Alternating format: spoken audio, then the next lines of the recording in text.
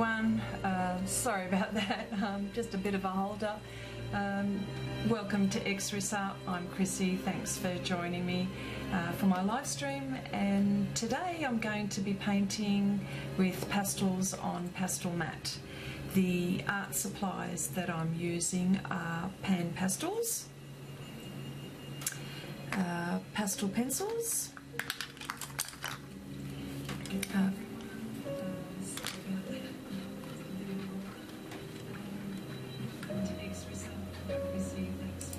sorry, I'm just today I'm going to be painting with pastels on Pastelmat. The art supplies that I'm using pastel pencils.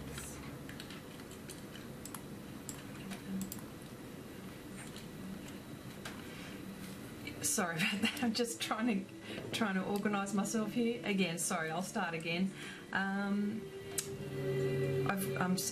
The art supplies that I'm using are pan pastels.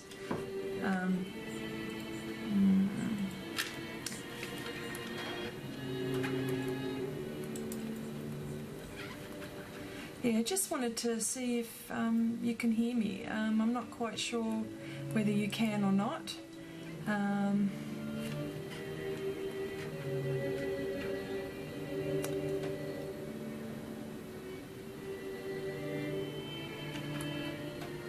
Just having some problems with my audio, so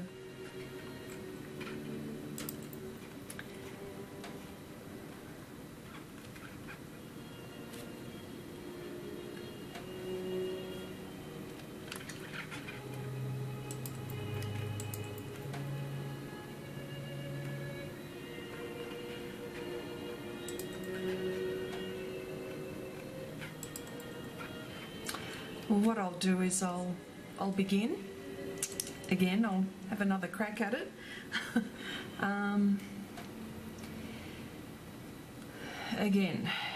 Sorry, I'm just thinking I'm not quite sure whether you can hear me, so that's the only thing.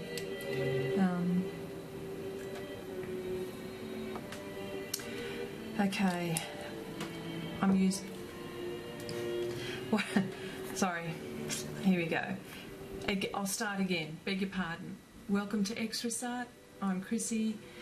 Today I'll be painting with pastels on Pastelmat. The art supplies that I'm using are pan pastels, pastel pencils, and I'll be using soft pastels. These are Holbein. I mean, they're considered soft pastels, but they're more on the harder side, and the other pastels that I'll be using are Unison, which are soft, much softer than these Holbein ones, and very creamy and buttery and all of that. So what I'll do is, and today I'm going to, this painting is the part of my element collection. This painting, or this lady, she is the Queen of Clubs, and what I'll be doing is starting off with her eyes and her nose and her mouth, and we'll see how we go. Now, I'm happy that I'll be talking, and if you've got something that you wanted to ask me, if I can answer it, I will, of course. First of all, thank you, Swamp Boy. How are you going today? G'day, lovely. Hi, Lindy, lovely. Thank you very much. And hi, Judith. Very hard. Oh, you're very hard to hear. Should I talk louder? I might turn something up, perhaps, maybe. Let me know how I go. I'll try. And I've just got some music in the background, if that's okay with you guys. Okay, so first of all, what I'm doing here is I'm going to use This is Faber-Castells. Now the number is 175. And what I've done is I've just outlined. I'll just turn that down. That might be, this could be better. Can we, Judith says, can we get on with it and less chatting? Okay, doing it.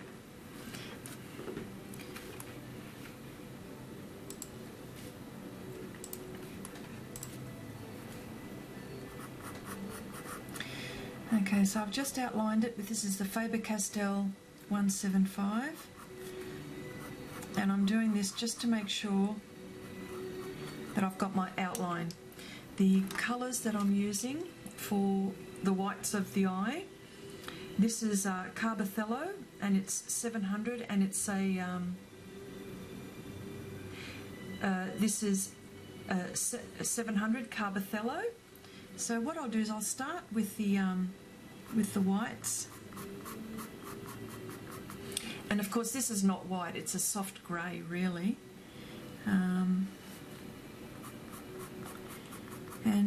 And what I'm doing is just applying light pressure, and what I will be doing is I'll be working on this area quite a bit.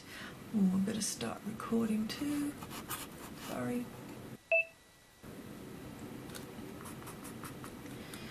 Okay. Just wanted to also talk about what this is going to look like. This lady, she's the Queen of Clubs, and it's the element that she is representing is earth. So what I've got here, I've got some horns coming out of her head. So I mean, it's all fantasy. So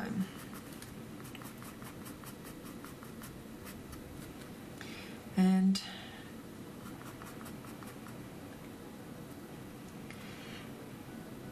Judith says, oh, thanks Judith, really appreciate you checking this out. I get a bit nervous, sorry. And sometimes I get a bit IT challenged. I feel goofy for saying this, so please excuse me. Okay, so the next colour that I'm using, I'm going to I will go over these. The whites of her eyes, but I'm going to get stuck into the pupils. And this is a Carbothello 770, and I've got a Faber-Castell 157, which is a navy blue. So I'm actually going to be mixing these.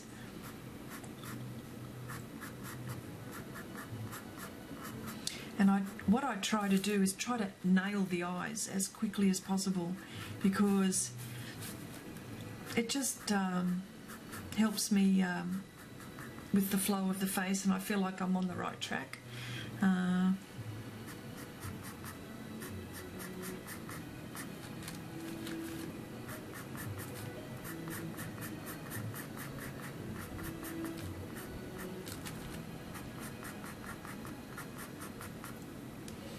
And at the moment, what I'm looking at is my reference, and just paying close attention, and all I'm doing is some gentle strokes coming out at the moment.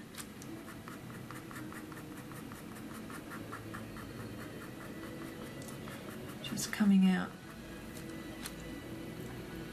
and I can see I have to adjust quite a bit, so I'll be doing that.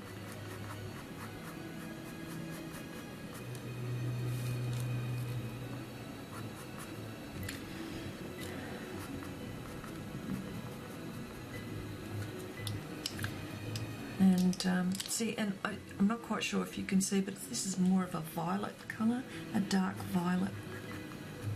And I'll be doing a lot of blending as well. And I've got a test paper next to me where I can see what colours these are going to be.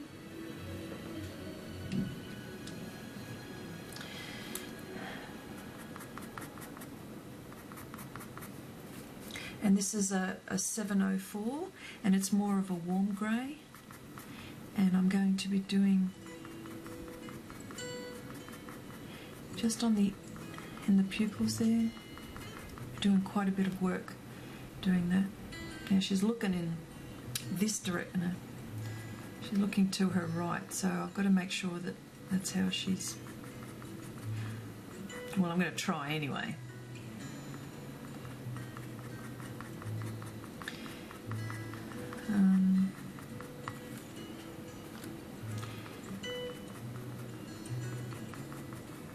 For some reason, I like using pastels and pastel pencils.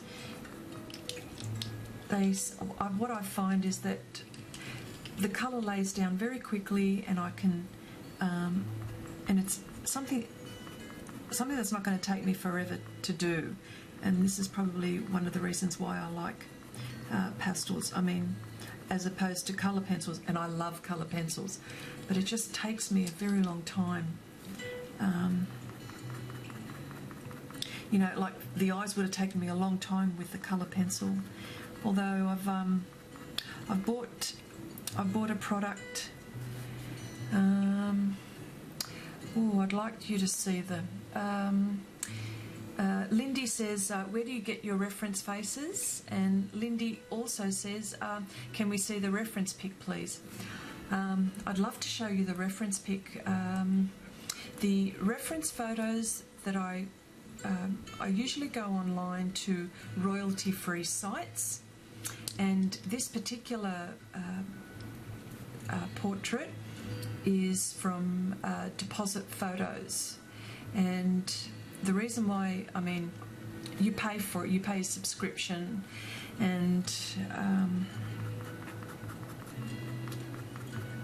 but I'm not quite sure how I can show you this. Maybe I'm not quite sure if I can put it on the screen. What I might do is I might link this particular photo in the description box after the live stream. I might do that. I'll show you that.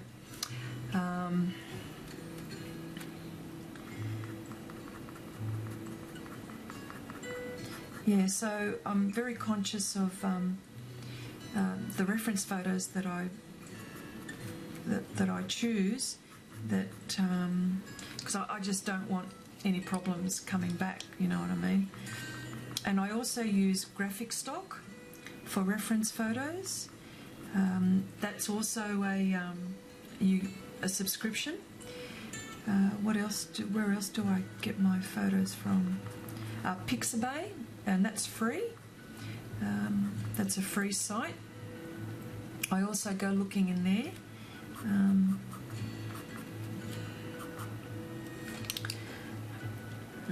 Just want to do the pupil.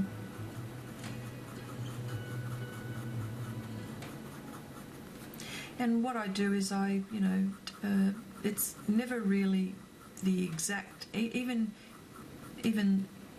though I do like pay for, say, a particular image, I don't necessarily do exactly what it is. I change it a bit too. I find that there's a particular face that I'm looking for, or some kind of, a look that the portrait has.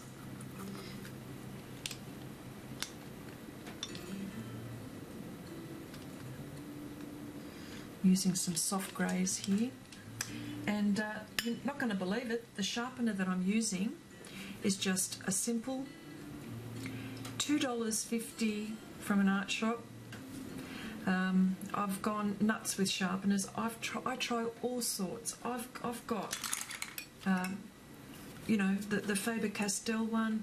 I've got the rotary one, and with pastels it's a little bit more difficult, and I find that this sharpener helps me the most. And for $2.50, what I do after I finish with a project, and if I find that it's giving me a lot of grief, I just chuck it out. I mean, that's cheap.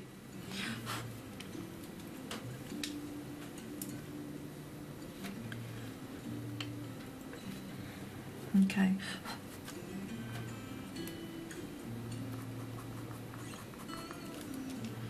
I need a cooler grey for the outside of her eye. In fact, it's almost blue. I do have Oh, and some of the other pastel pencils that I use, this is another one. This is Brunzil. They also make coloured pencils, but they make pastel pencils too. And this particular grey is more on the blue side.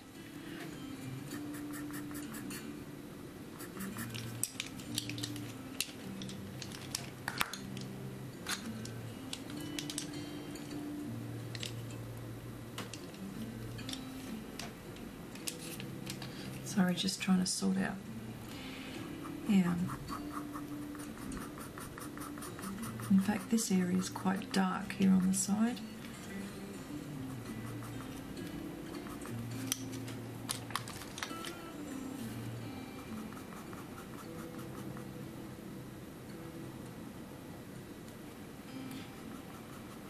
And are you guys into? Are you painting anything at the moment? What projects are you guys into at the moment?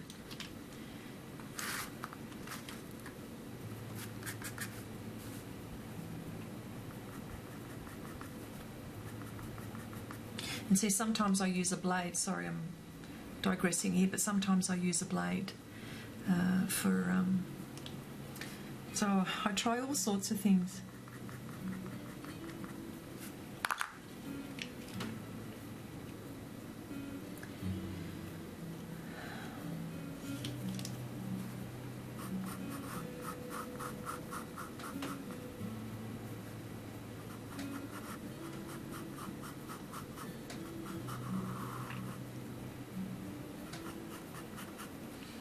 And yeah, so the surface that I'm using is Pastelmat, one of my favourites. It will look after me so long as I look after it. You know, I'm not pressing too hard at the moment.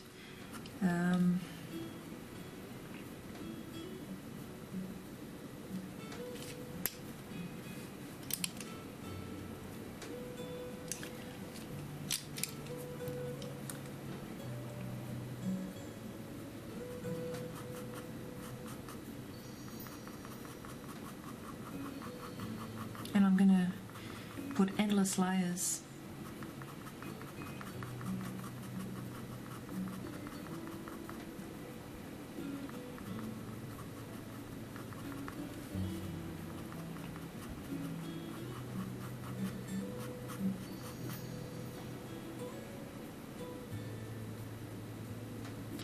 Lindy says, trying some acrylic pouring. It's relaxing and fun, much less time consuming than pastels and pencils.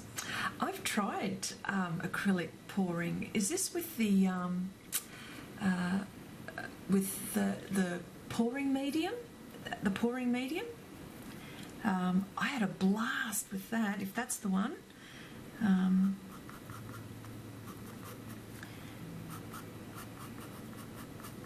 I ended up buying, because I know that you can buy these in great big 4 litres, and I bought the big one for some big projects.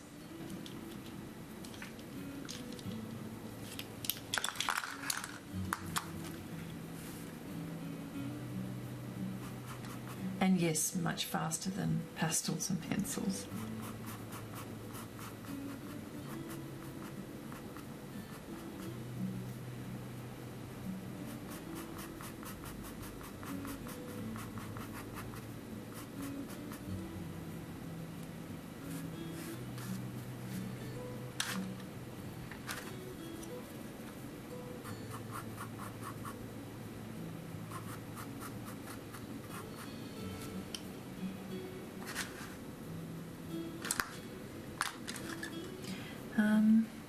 Okay, she's got all sorts of blues in her eyes, so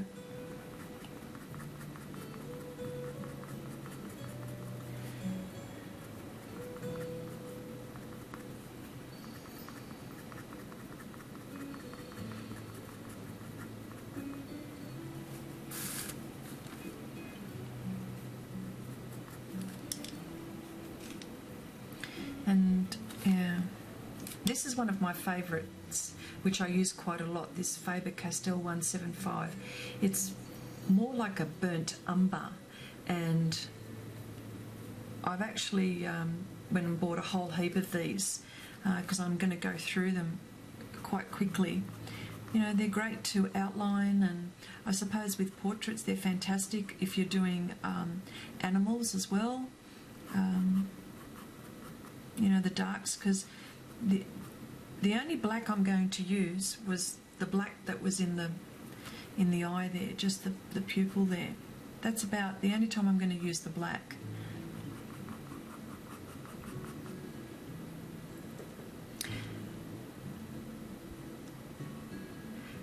Lindy says, yes, messy. Paintings that look like galaxies and under the ocean. Easy to get addicted. It's becoming pretty big right now. Lots of people doing it. A nice creative outlet and something different. Absolutely. Oh, and it's quite glossy. You don't even have to do anything with it. When I was doing it, I was tipping it like this. And it was doing its thing, and I've got some in my studio, just, you know, not framed or anything, just, you know, no real masterpieces, but they could be, couldn't they?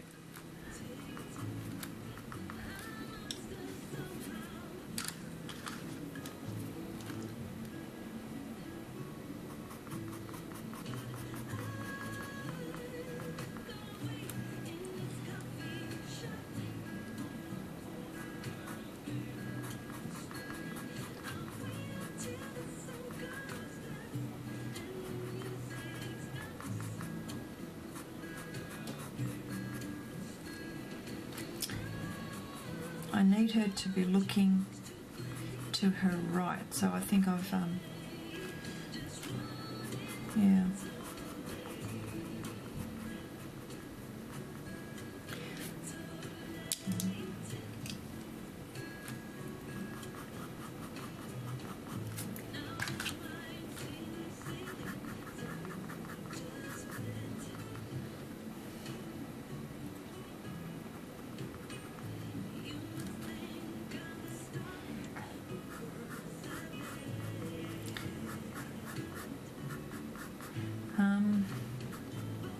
Oh yeah, I've got to stop saying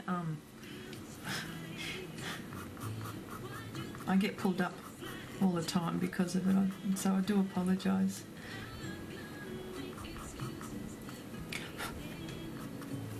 Okay. She's starting to... She's it's a bit glossy here.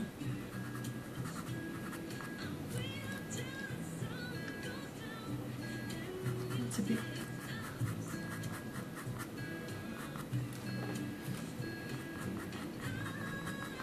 Okay.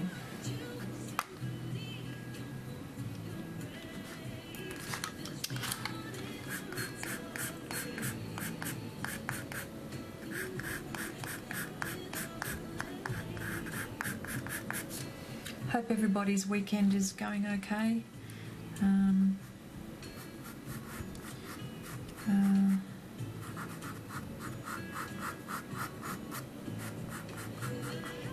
And this is the Carbothello 001, and it's got it's got 5 stars, which is very light fast, excellent light fast. Sorry. I've just gone through some of my pencils, and I've had to pull out some which are not so light fast. Not that I wouldn't use them, I would, but I've just put them to the side because what worries me is that sometimes if somebody was to ever buy my pictures, I wouldn't want it to fade, and I want in all good consciousness to make sure that you know these people would be paying very good money for paintings, and then for 2 or 3 years down the track for it to fade, it just wouldn't sit right with me, so I've had to pull a few out. So it's a shame, isn't it, sometimes, because some of them are really pretty colours. Okay, so I'm starting here with the just above the eye, and I'll just keep on working on that. And some of the colours that I'm also using Derwent pastel pencils. And I just wanted to try to find the ideal skin colour. And of course I'll be doing, there'll be quite a few layers, so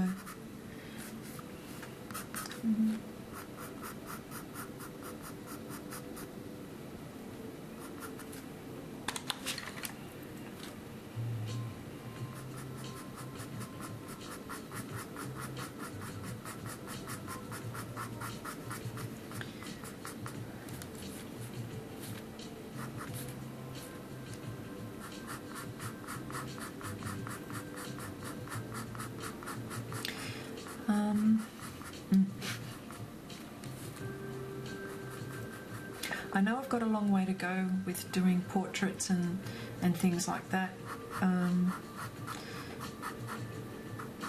There was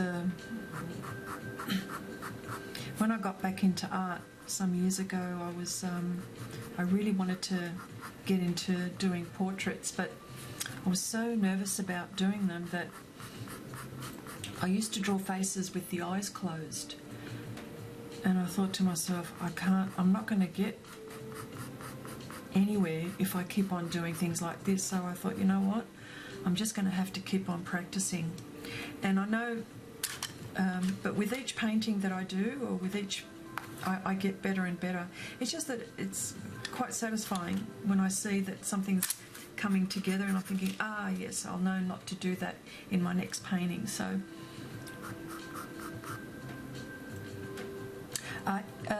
Lindy says, are you going to use pen pastels in this one? Most definite. Most definite.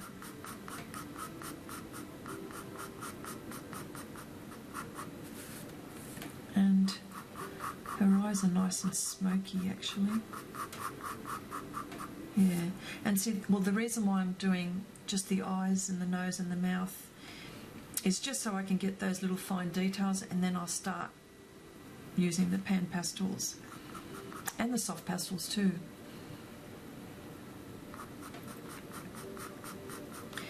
Yeah, so that's what I was doing. I was painting faces with the eyes closed. Don't think you can get very far doing that. Or I used to put obstacles in front of the eyes, so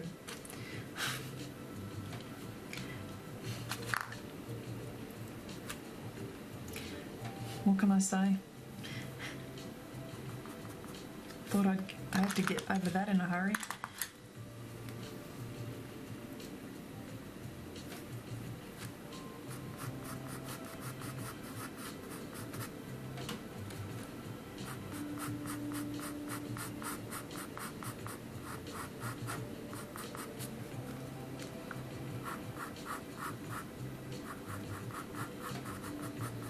And as you can see, I'm using a whole heap of colours.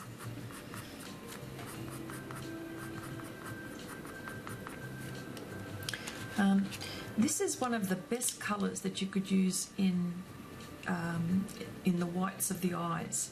This, if you think Carbothello, and it's 704. It's a warm, soft grey, and it's really ideal for the shadowy parts of the eye.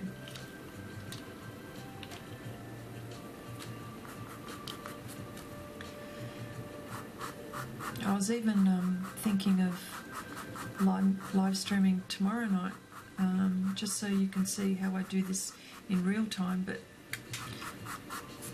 And I didn't really schedule today's because wasn't sure how I'd work it all, you know, lining it all up, making sure that everything was okay as far as you know, IT wise.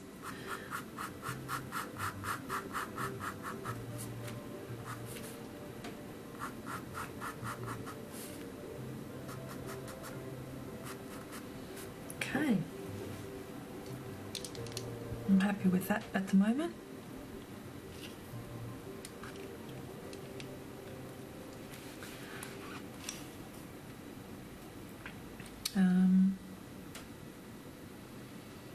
do her nose now, and I need to find the right colour.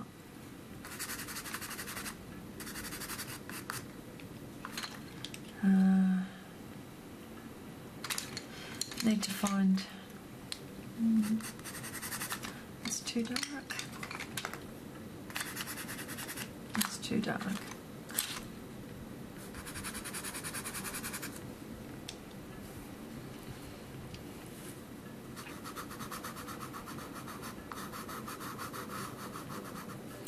Okay, so what I'm trying to do is just outline where the nose is going to be, and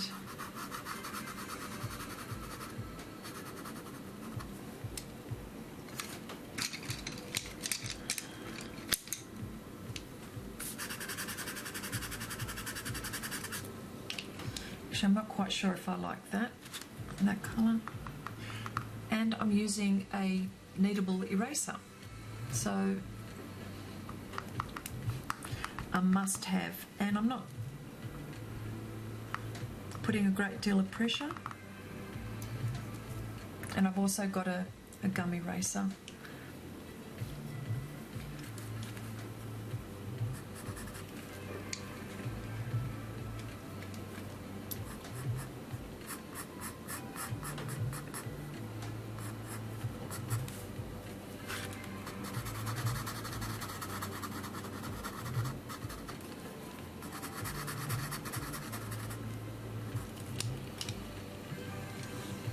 And again with my burnt umber, just around the nostril.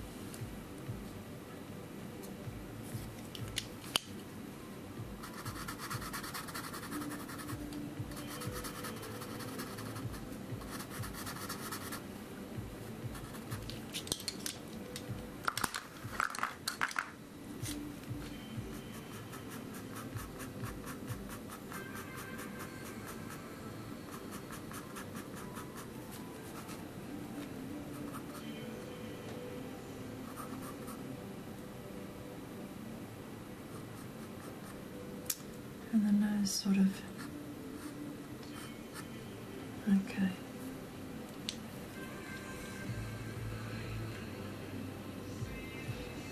Okay, I might just leave that there, and I will use maybe some pan pastels a little bit for the nose.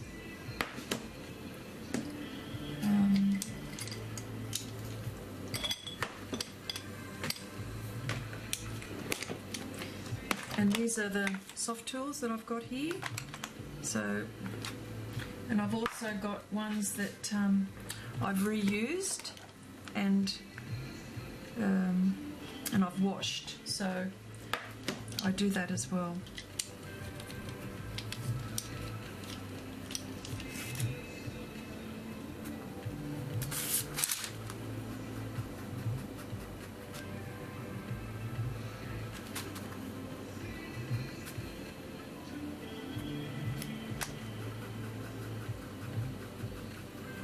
And what I'm doing here also, I'm not sure if you can see, I'm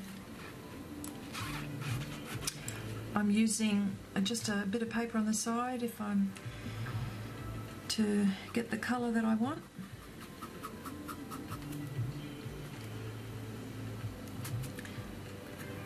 And that is a red iron oxide tin and a burnt sienna shade.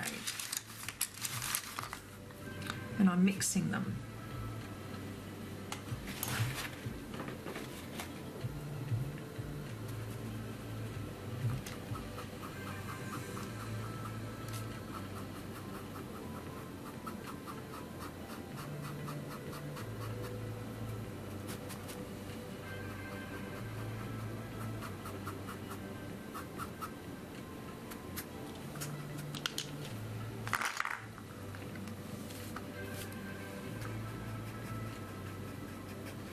That's the good thing with pan pastels too. If you don't have, it just reminds me of working with paint. Like, you know, you're mixing paints and you can make the colour that you want. You can't do that with soft pastels though. I mean, you're limited to your shades there.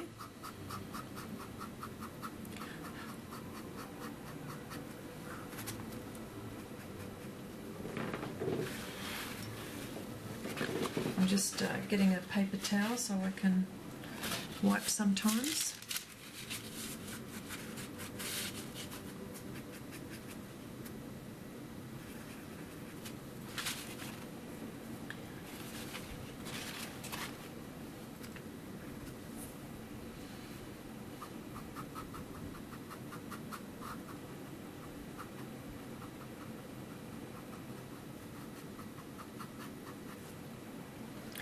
And these soft tools are by Pan Pastels. They're the applicators, the mini applicators. You can buy them in a pack.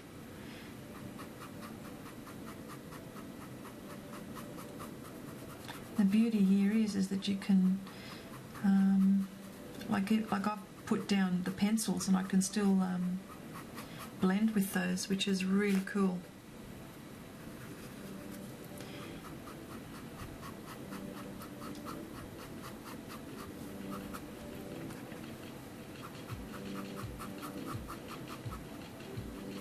And very quick, yeah.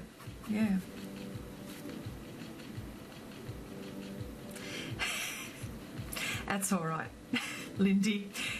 Lindy says, "Can you tell I'm an impatient?" Yes. Oh dear.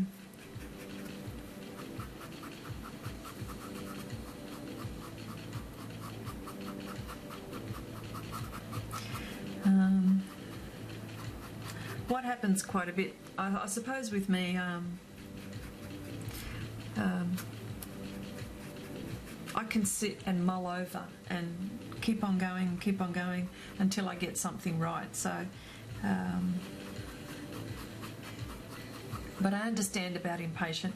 I'm actually quite impatient too by nature. So, but somehow I've developed some patience doing this, and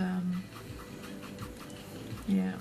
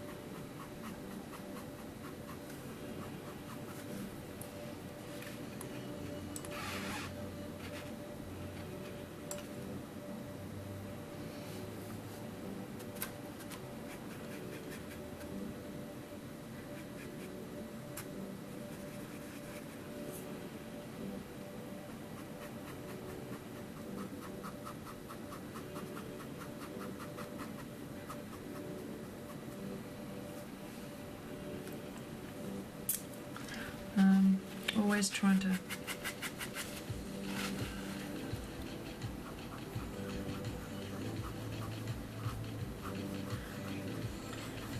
so here, what I'm trying to do here is just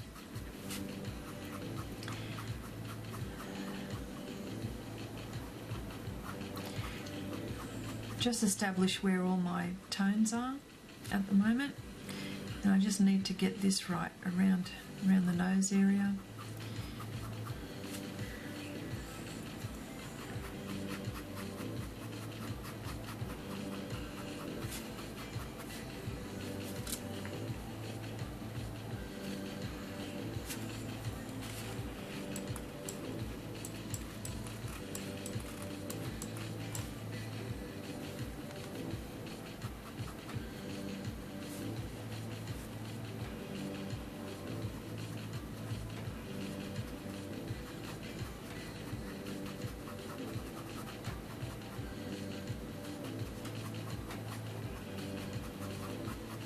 Okay, I need to start defining certain areas with the nose. That's probably not the right shade. Sorry, I'm just trying to find the right colour that I need. And see how good it is. I've just put pan pastels and now on top I'm using pastel pencils. I think that's so cool that you can do that.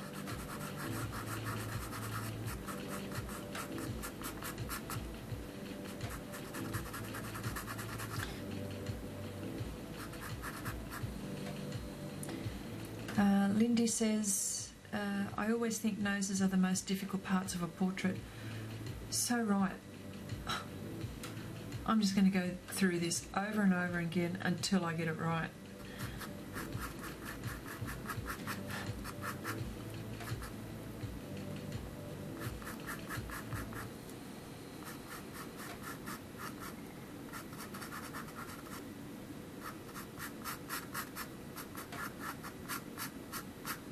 But that's all right.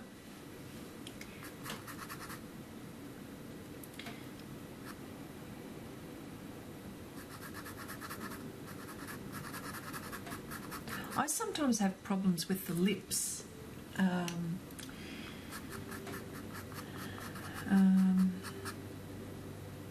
Yeah, my hardest I think are the lips, the noses and then the eyes. They're my three hard things on the face.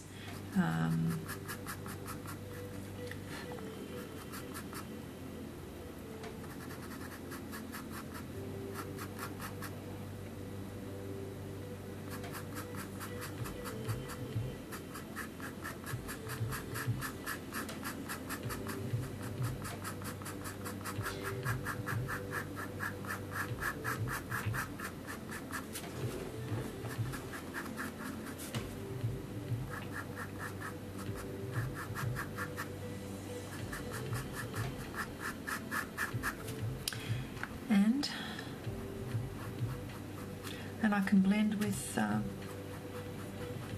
pan pastel applicator, which is really good too. I'll be doing that quite a bit.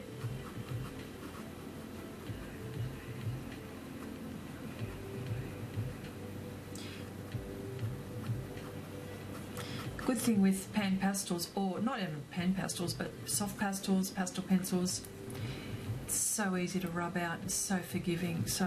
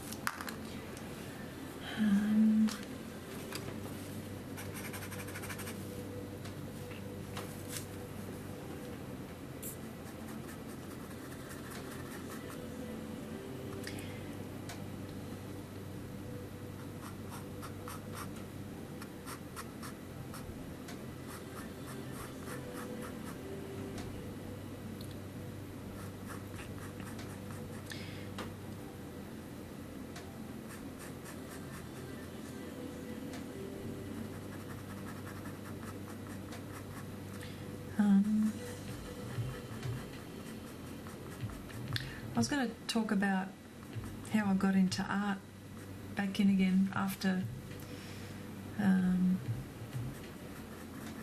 from when I was a young girl, but I'm not quite sure if you guys want to hear about it, or if you don't want to hear about it, I won't say anything. It's just so it's not all so silent for you, that's all.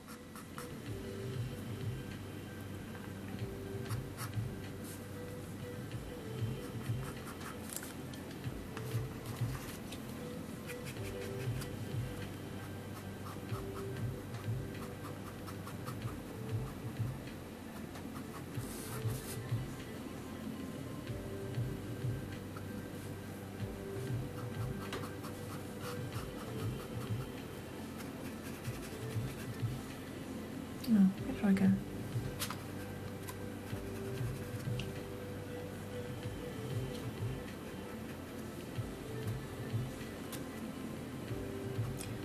And the beauty is that there's lots of layers here. I can go over and over until I get it right.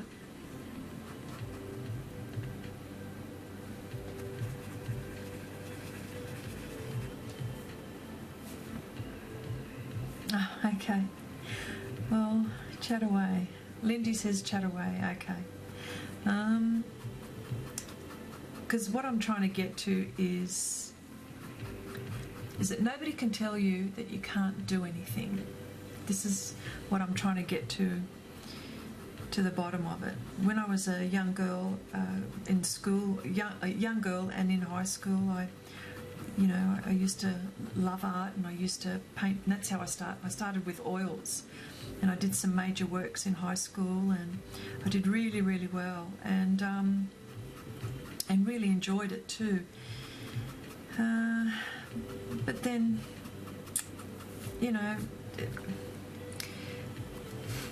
it's like, your parents sort of say, well, okay, well, you like art, but,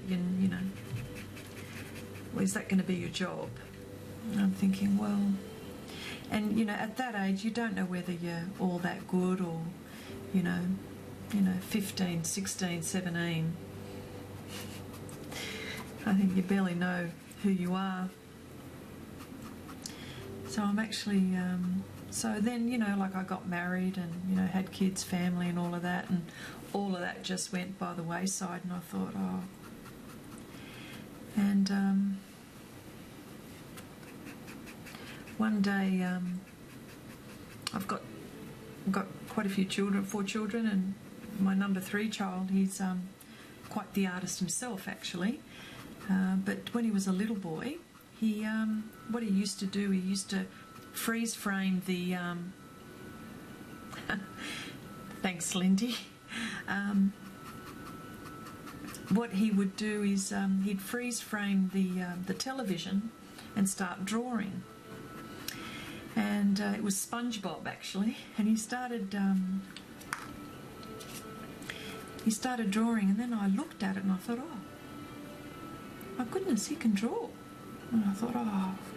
And then I got to the conversation with my son, and I go, you know what, mate, I used to draw quite a bit and paint and draw. And he goes, oh, did you, Mum? And I go, yeah. And I went, he goes, why don't you draw with me? And I went, oh, no, that's okay. You just keep on drawing. I'll look at what you do and all of that. But he pestered me for such a long time that I said, all right, go get one of your storybooks and go get me a pencil, and we'll sit and we'll draw something out of your picture book. And it happened to be Toy Story 2, Buzz and Woody, and we were drawing, and I was terrified. I thought, oh, and I didn't want him to see that I'd lost it, you just, anyway, so I started drawing away very slowly, and lo and behold, when I was drawing, I thought, oh my goodness, I've done all right here. And I felt a bit confident then. I thought, oh, maybe I should take that up again. Yeah, and then I started, and then my husband said to me, my husband goes to me, why don't you have a crack at it? Go for it. And I went, but what happens if I don't do well in it? And he goes, so you don't do well. Just keep on going. So I said, all right. So that's how I took up art again. And I didn't give up. And I was very grateful that my husband said, go for it. So I've just been, and now I'm, my kids are grown now, and, they're not little anymore, and, my oldest teenager is 16, so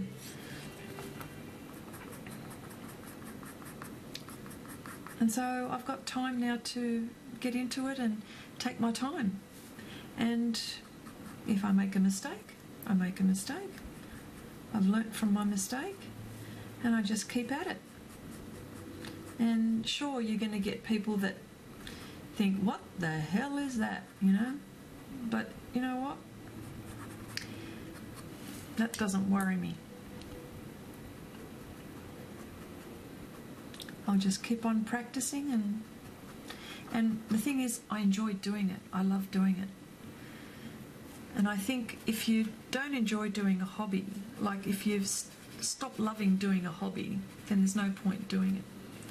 And I suppose it's like with this, my hobby. And so, you know, one thing led to another. My husband, you know, I used to, and then when I started, sorry, I'm digressing here, but, and you don't need a very big space in your house. A table, a chair, a nice lit up place, that's all you really need. I started painting and drawing, had a table underneath the staircase. And I always used to sneak away after I've done all my housework and get under there and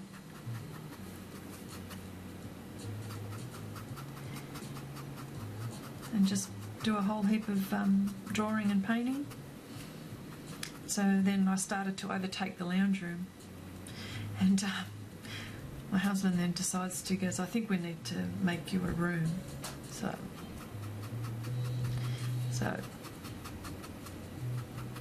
now I sneak away in my little art studio and make a whole heap of mess, and loving it. Okay. Hope I'm not boring you with that.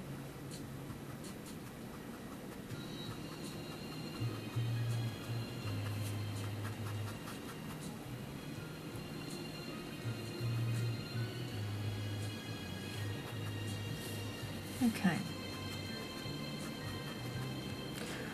Might start on the lips, and then what I'll do is I'll go around the face, I think. Oh, hang on. Should do the eyebrows, actually.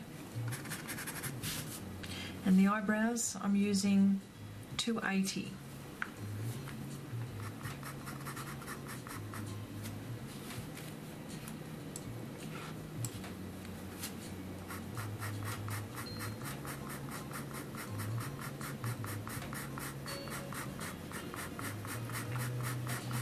And what I do is I go very dark first, and then I start to lighten it up.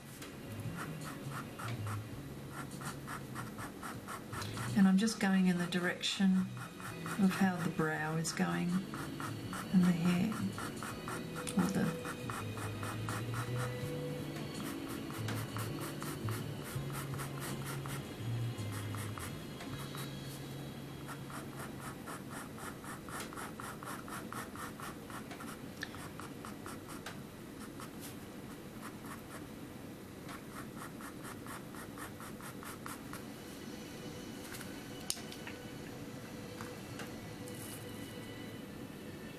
yeah. I'm just going to sharpen my pencil.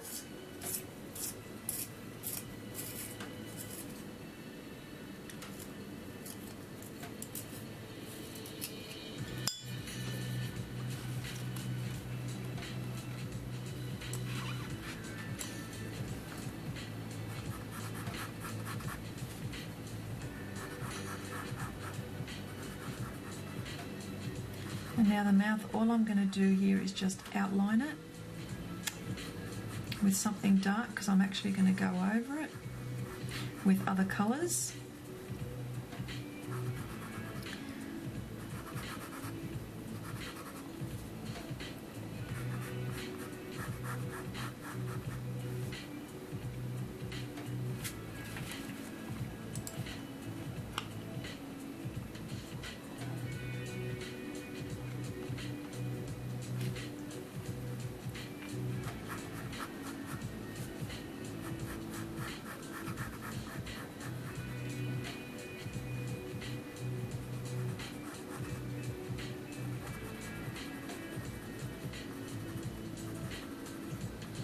And with this lady, her mouth is closed, so don't have to worry about teeth.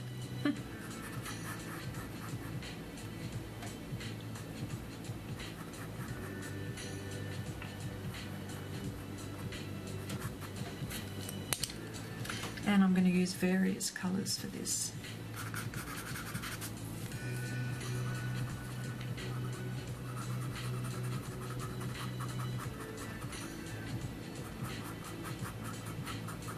And what I'm using here is Carbothello 642, and there are 5 stars, which indicates to me very light fast. And I usually use this one for the lips quite a bit, this colour.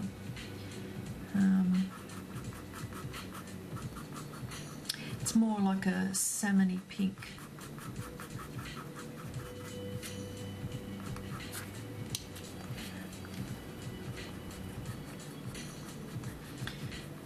Yeah, so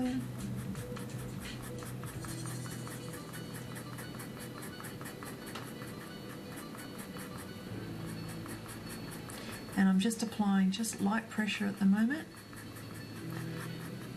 and not putting any highlights at the moment. I'm not even thinking of that just yet.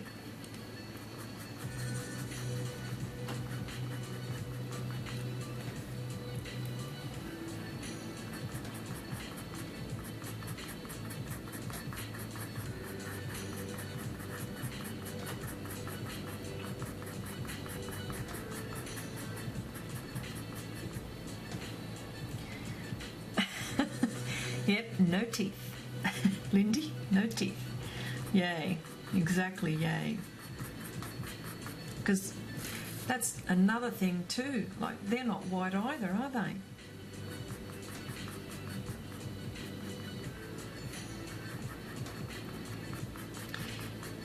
Yeah, so I'm very fortunate that I've got my family who support me. And my eldest is my daughter. She's one of my biggest fans.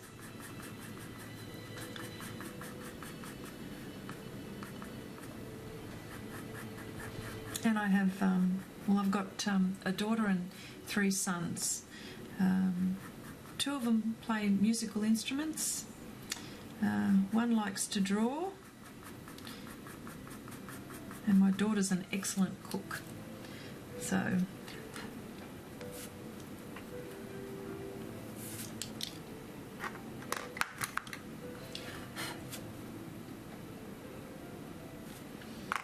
I just might just get, and this is the umber, Faber-Castell.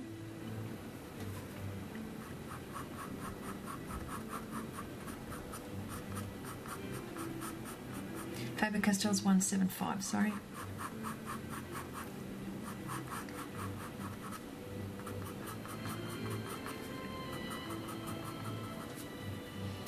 And just the creases of the mouth, and just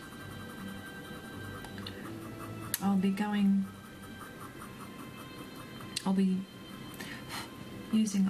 highlighting soon, and the lips will pop out, like the shape will pop out soon. I just wanted to make sure I got all the dark bits first so I can, for contrast.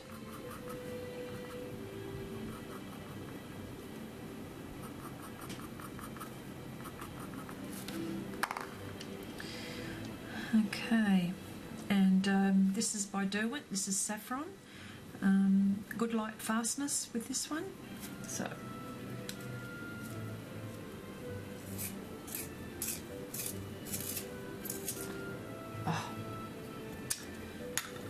well, there we go. Sharpened, and the pastel, the lead's got, well, it's not really lead, is it? It's the pastel.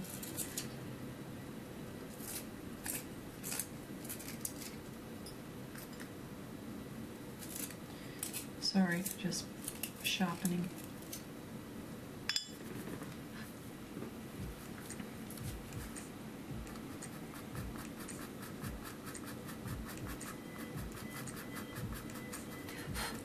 And what I'm doing here is just lightening certain areas up on her lips, and it's more up on the top lip. There's a bit of highlight.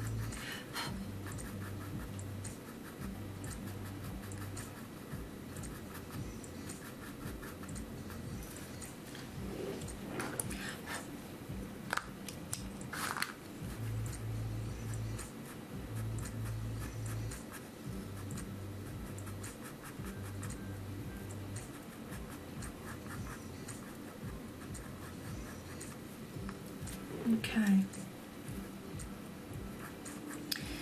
Yeah, so then, sorry, I'm back on it again.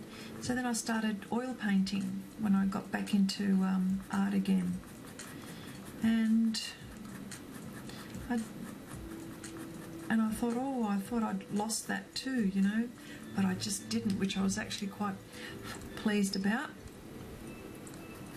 And I wanted to try another medium.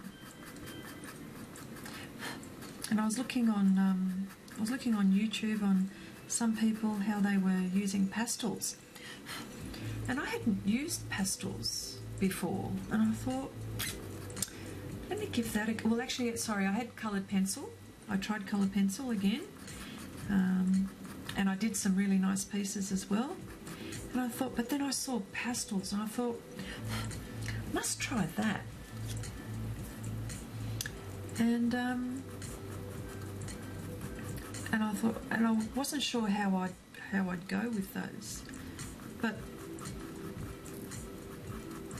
it was very much like oil painting. So it didn't take me long to get used to the feel of it. But then, you know, you had to think about all the types of things that you wanted to draw and how do you do details, and then one thing leads to another. I go from pastels then to pastel pencils, and then I discovered pan pastels. Well, that was a whole new ball game. I thought, wow. And I didn't understand it, really. I mean, how could that be a pastel? How could it be a pastel? Until I tried a few, and then I thought, wow.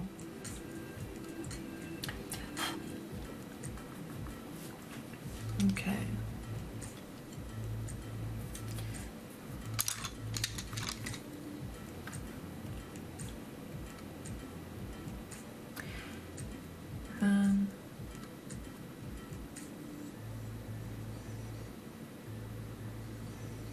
Okay, Lindy says, is the Pastelmat green? It's a little hard to tell if it's greenish or grey. I haven't worked on a coloured background yet. I'm too used to working on white. I have Pastelmat waiting to use. Yes, this is green. I wish you could see the. It's like a dark green, and the reason why I like using the darker colours is because it helps with the tones. If I was with the white, I would use that with, if I was to use white Pastelmat, I'd probably tone it down. I would probably use soft pastels and then use water to make a wash and to tint the Pastelmat. So that's what I'm always using the tinted Pastelmat. It just makes it easier, and green is very good for doing portraits because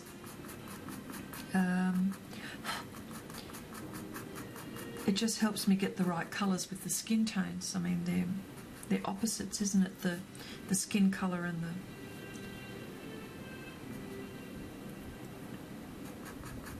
But I say go for the white too. I mean, you'd be pleasantly surprised if you use the tinted ones. Have you got the? How did you purchase your white Pastelmat? Was it in a pad, or did you buy a sheet, or how did you come across Pastelmat?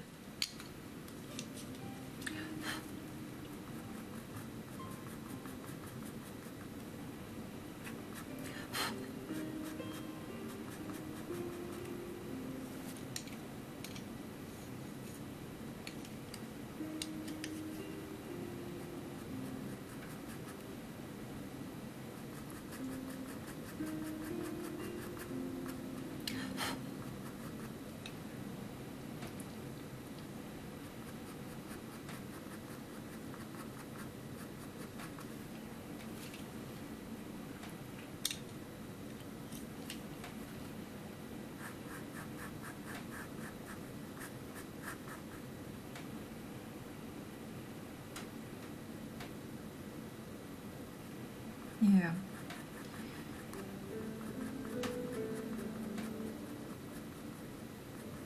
Even, and Lindy says, yes, I should have thought of the green for the skin. Yeah.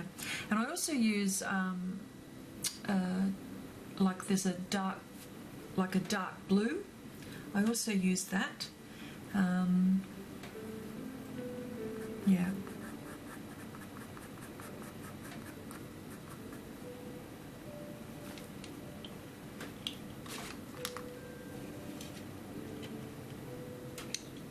Sorry, I need my glasses.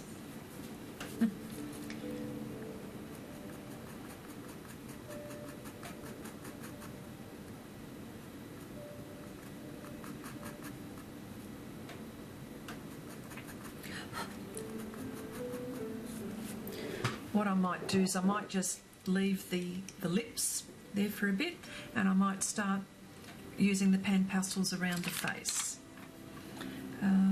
What I'll be using is, see, there's the oval, and there's the filbert, and there's also a pointy one, which I love very much. And and there's also the rectangular shape. But what I'll do is I'll use the oval, and I'm going to use what I'm going to use is raw umber extra dark, and all I'm just going to do is just to outline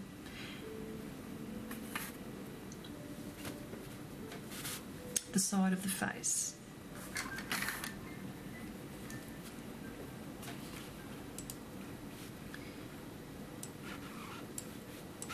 I'm just having a look at my reference photo. Make sure I get it all right.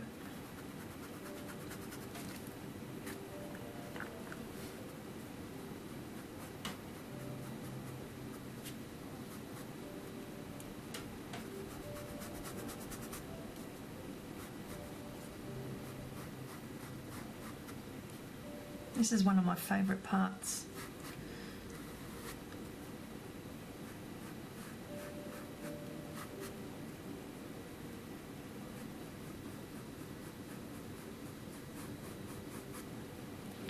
Looks like she's got a very big chin here, but it's the way it's the way her head is tilted. Plus, there'll be lots of different colours going on there.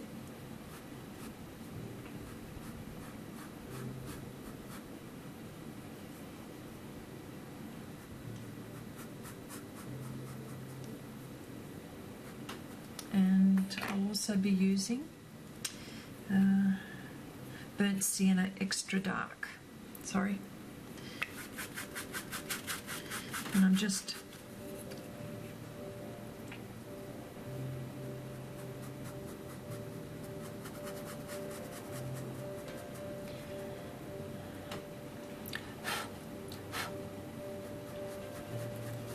that's the only thing that sanded paper or pastel paper, what it does with the soft tools, it eats away your soft tools very quickly, actually.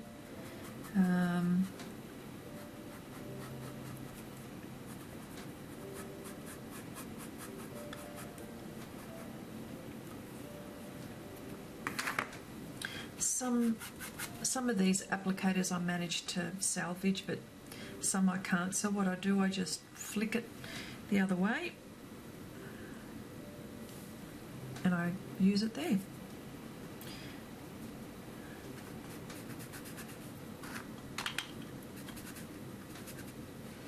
So I'm just going to be blending some skin tones on my bit of paper.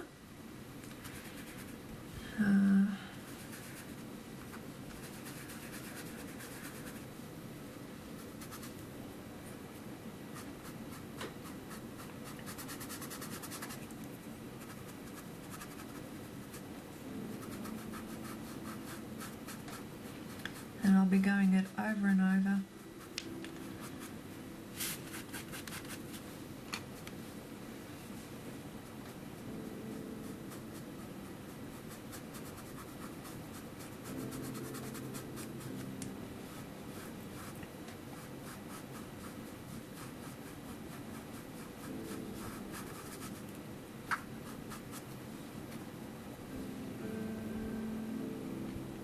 And Lindy says, then I will do a piece on Pastelmat.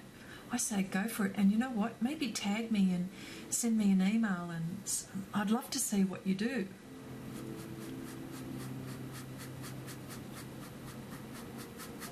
And I'd like to find out what your impressions were of this paper. I discovered this paper about, maybe about 2 years ago, maybe more. 2 years ago, there's this art shop that I go to. It's not far from where I work, and they specialise in pastels and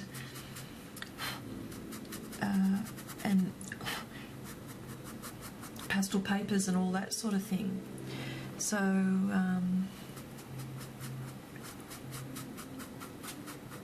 so I go there, and when I was the owner of the art shop said to me, I was telling him that I was trying to get into pastels and what he suggested for paper, and he says, have you tried this Pastelmat? And I go, well, what's Pastelmat? Show me. And when I touched it, it wasn't even rough at all. I'm thinking, how is that going to work? Well, I haven't looked back since. But I try other papers too. I also like UArt paper, and there's a whole heap of other papers which I like too, but I always seem to gravitate to this, because I can use it for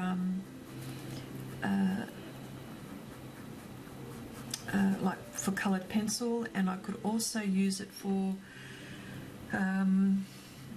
if I wanted to apply a wash or something. It's because it's 360 GSM, and it takes it's quite sturdy to take all of that that kind of beading. So erases well. I don't know what else it doesn't do. Okay, I'm just trying to find the right tool. Maybe I'll... Yeah, I'm recycling. This is a clean used applicator.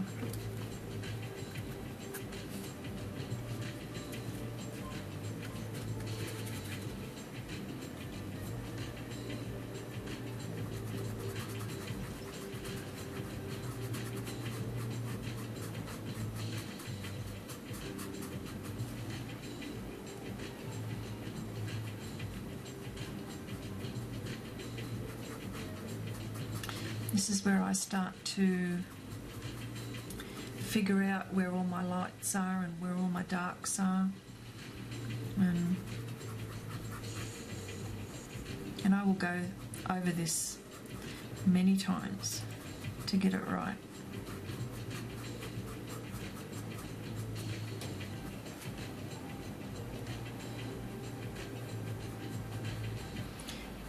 hopefully by the end of it the nose will look okay.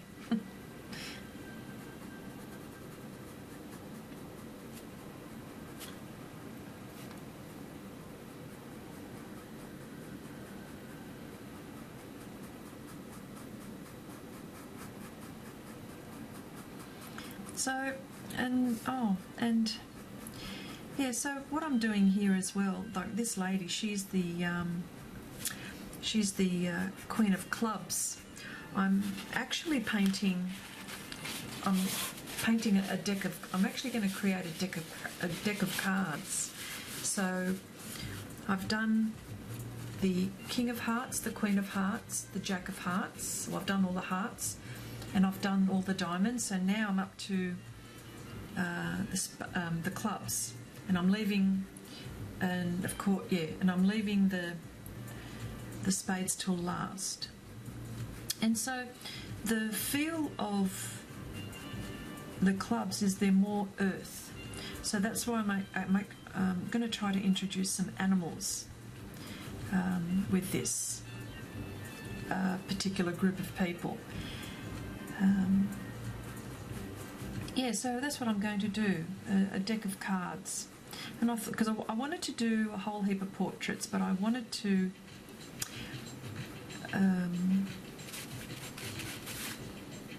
I wanted to give myself some direction as to where I was going with all of this, not just do pictures or paintings and just framing them and just leaving them there. I wanted to do something with them, and I figured it was probably a good way to sell these. I mean, and probably a little bit more affordable. So I was trying to find what could I do, and I thought, why don't I do a deck of cards and design the whole thing, the diamonds, the actual diamonds, the clubs and all of that, and designing the back of the cards and the whole thing. So that's why in this project that I'm on, it's going to take, I've given myself about 18 months. So I've got a long way to go. But,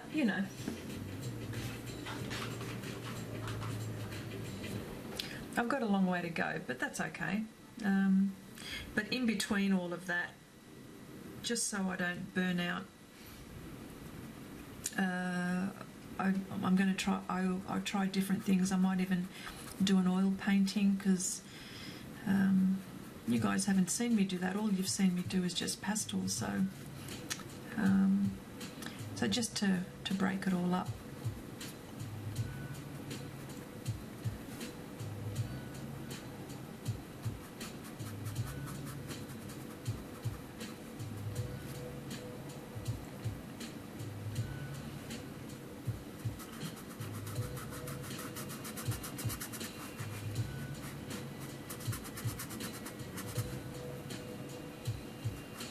Yeah, so I'll, when all of these paintings are done,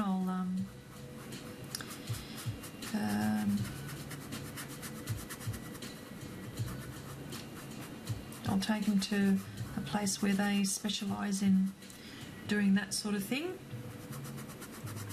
So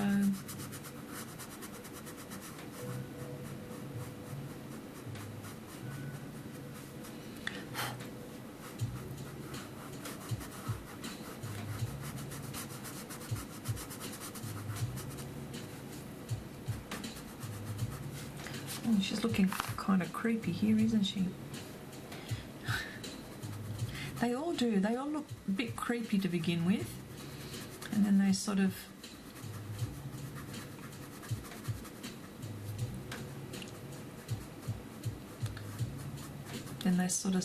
come together at the end.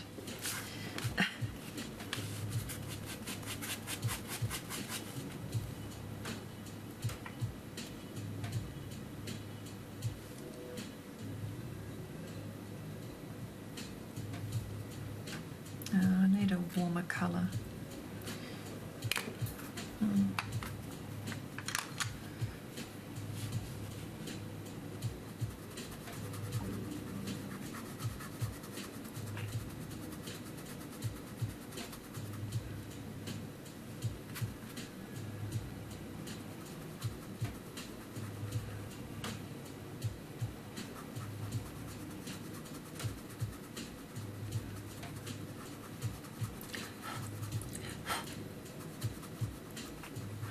Yeah, so doing this kind of thing gives me sort of like a purpose, you know.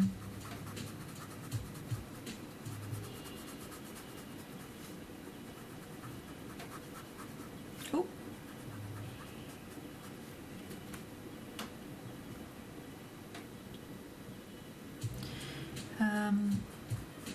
She's going to be blonde. Sorry, Lindy says the hair will help too. What colour hair will she have? Yeah, I'm going to make her quite fair. Attempt. I'm going to attempt to make her fair.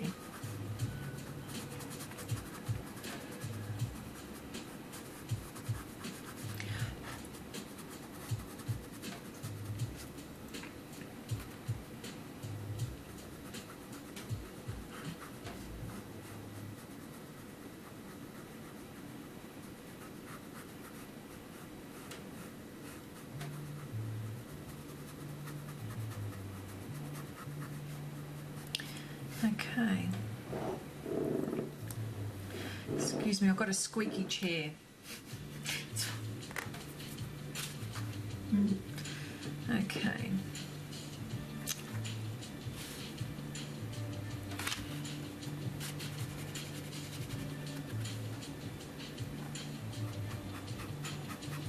As you can see, I'm using so many colours.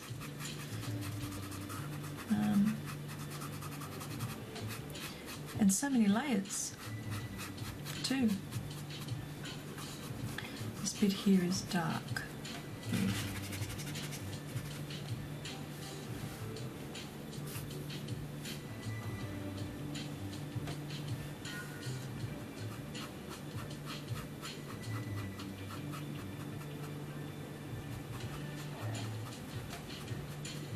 And I will continue to work on this face until I get it right.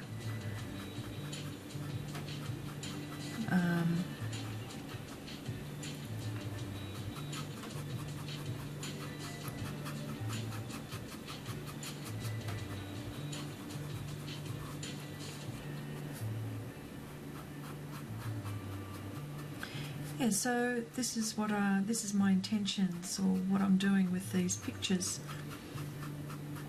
is to eventually make playing cards. It's a very big job, actually. It's a big project, but you know, this is the time limit that I've given myself, because there are other projects that I'd like to do as well. But if I don't get it done in that time, that's okay. It'll get done when it gets done. And anyway, I'm having a fabulous time doing it all. So.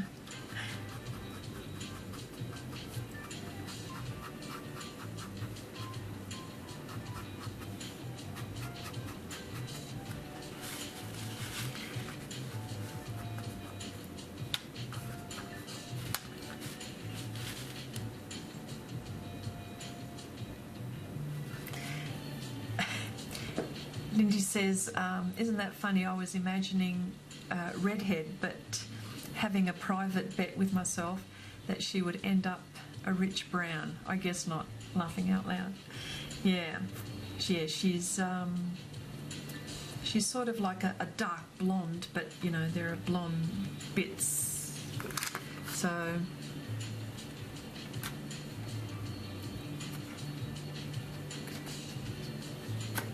And another colour that I'm using here is orange tint. So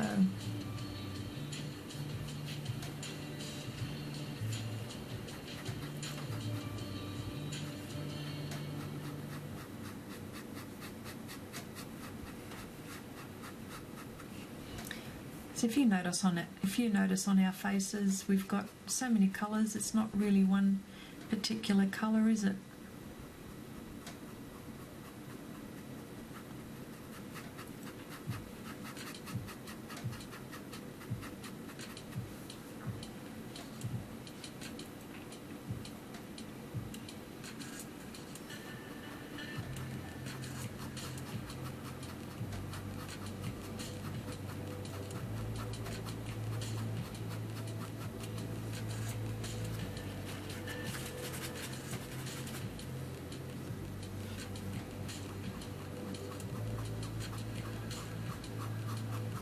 I hope I haven't bored you with my stories.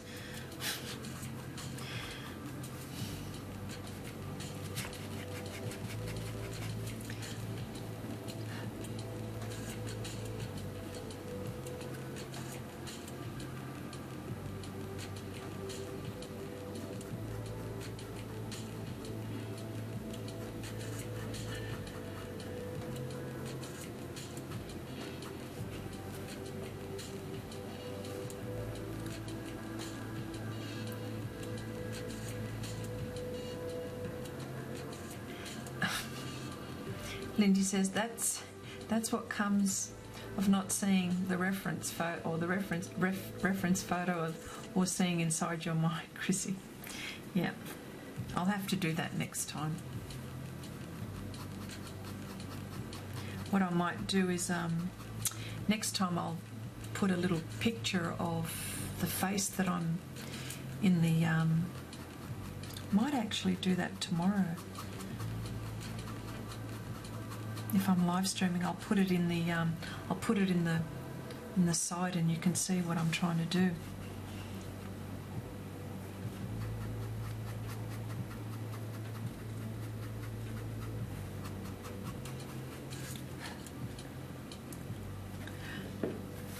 Okay.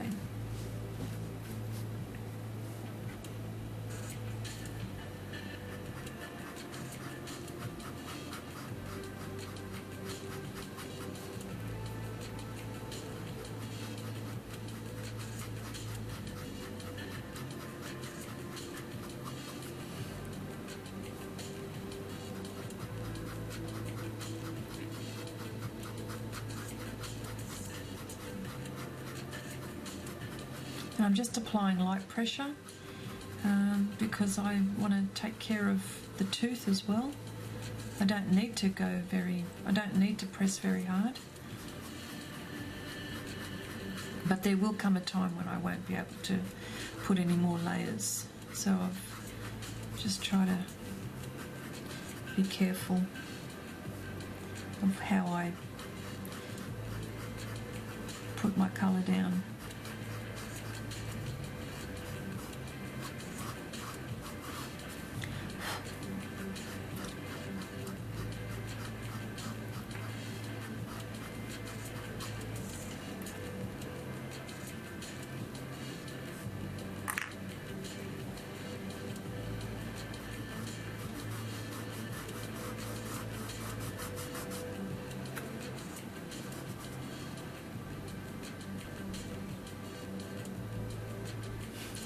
Oh, that's okay, Lindy. I don't mind. I don't mind you chatting. It's nice to have your company, and I hope I haven't bored you with all my things.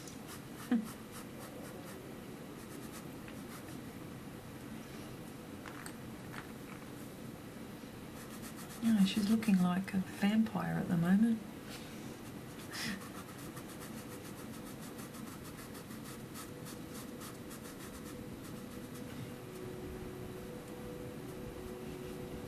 I'll soften her up quite a bit.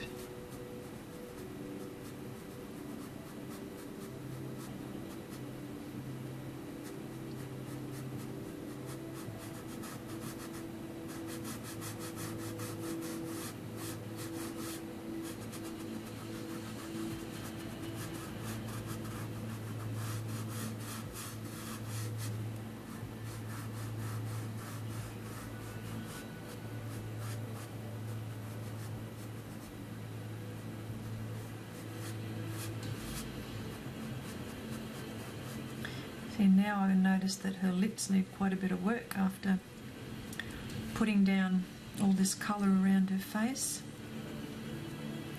Face is nowhere near done.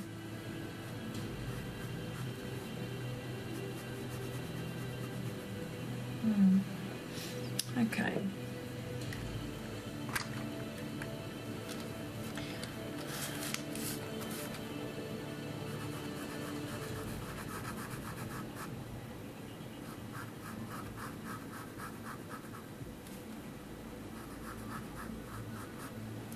I need to sharpen my pencil here.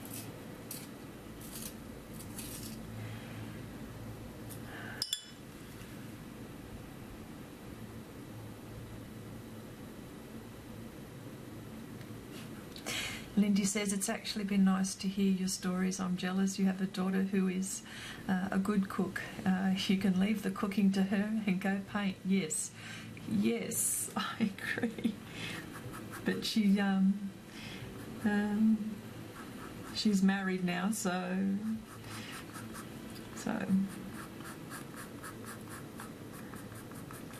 she doesn't live with me at the moment. But yeah, she's wonderful.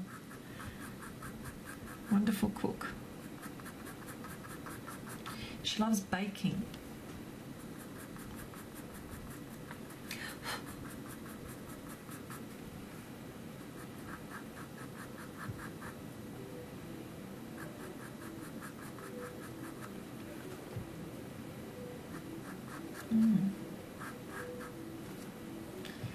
Okay.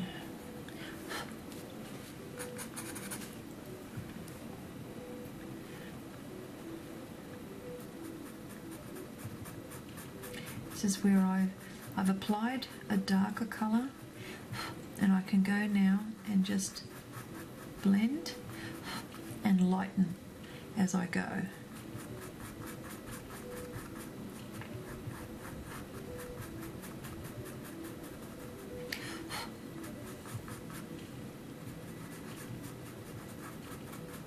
And then I'll go even lighter.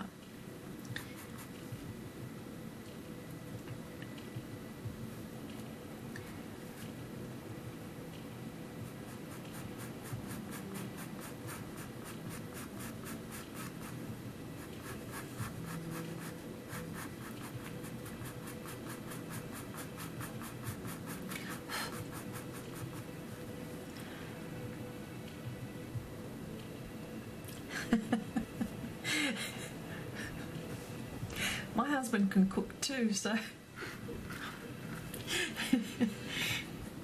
that's funny.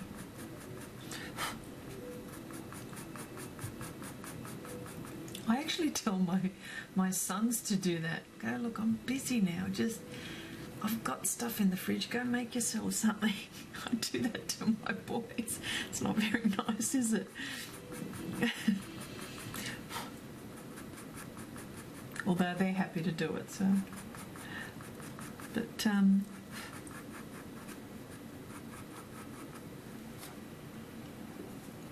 okay, we're slowly getting there with the lips.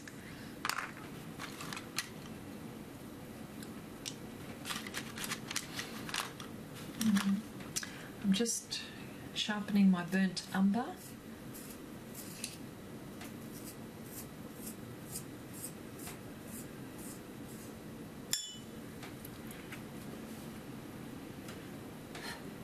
Again, so I need that to be dark.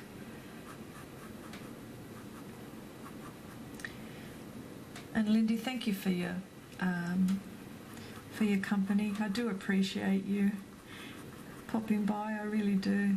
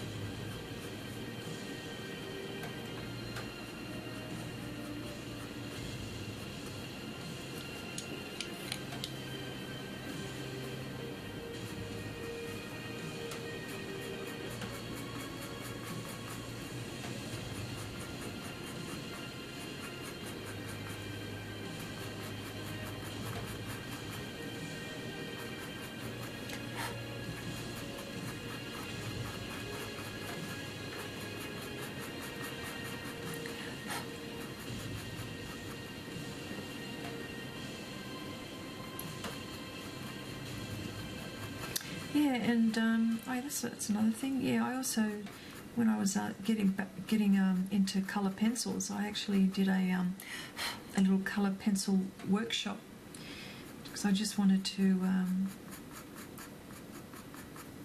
find out techniques and stuff like that. But I think while it's good to do all of these workshops, the best way to learn how to do anything is to do it yourself, you know what I mean? To practice and maybe not be hard on yourself, but also be realistic about, you know, your, like, the abilities that, you know, and all of that. And then I usually get somebody like my husband, and because he's not anything, he's not into art at all, but he's a very good critic. He's very honest with me. You know, he'll say, oh, look, you know, her nose is skewiff, or, you know, her eyes are all cockeyed or something like that. So, but yeah.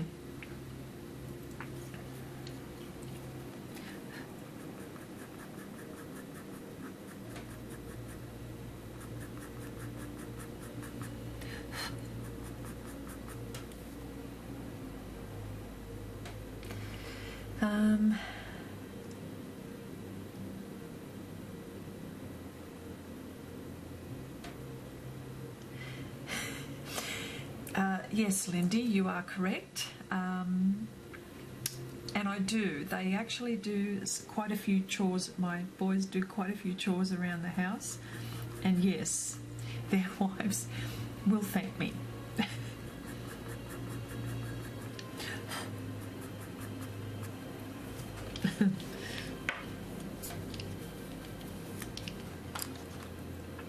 So what I'm doing now is I'm trying to find a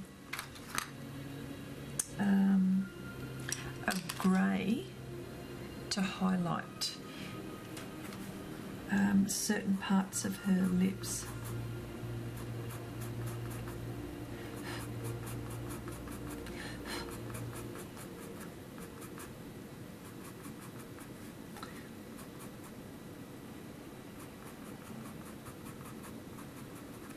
That's it. I'm just going to have to leave her lips for a while.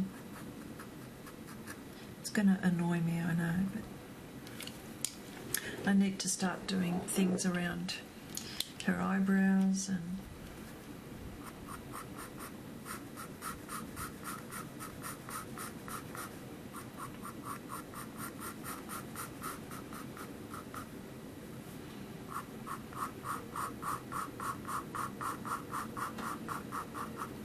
and I'm after another colour. Darker brown, here we go.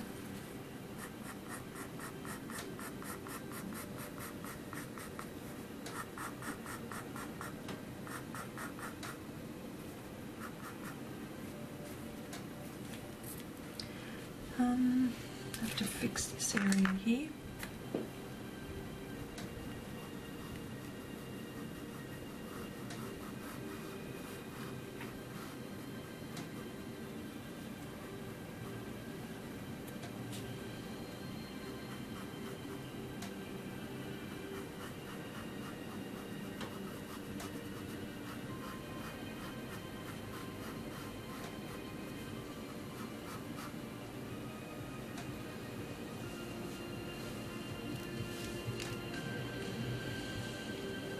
Yes, Lindy says, I love that you can add light over dark with pastels, unlike coloured pencils. Yeah. Well, you've seen me. I've chopped and changed so many times. It's just a different medium, isn't it? And you need to apply different techniques. I think that's what it is.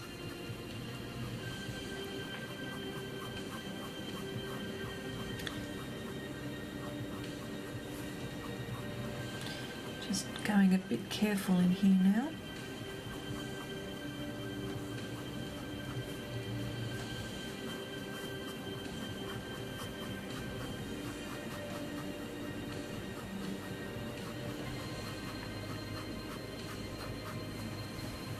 Okay.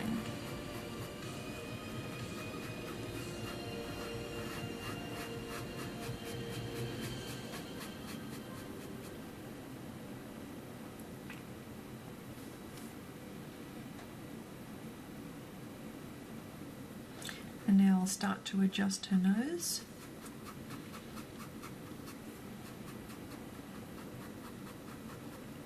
And she's got certain highlights.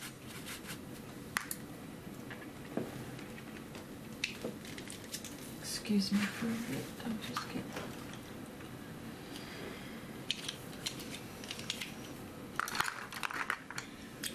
Okay, I'm going to use the raw umber tint, and I won't be using white, but this is probably the lightest I'd go with the whites.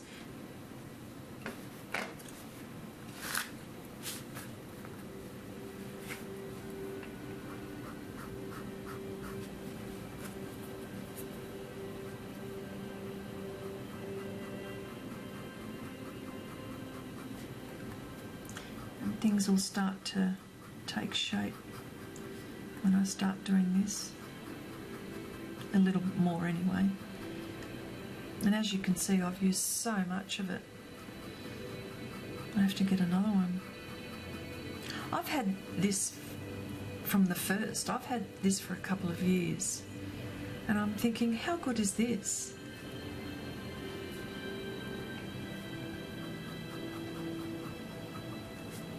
They last a very long time,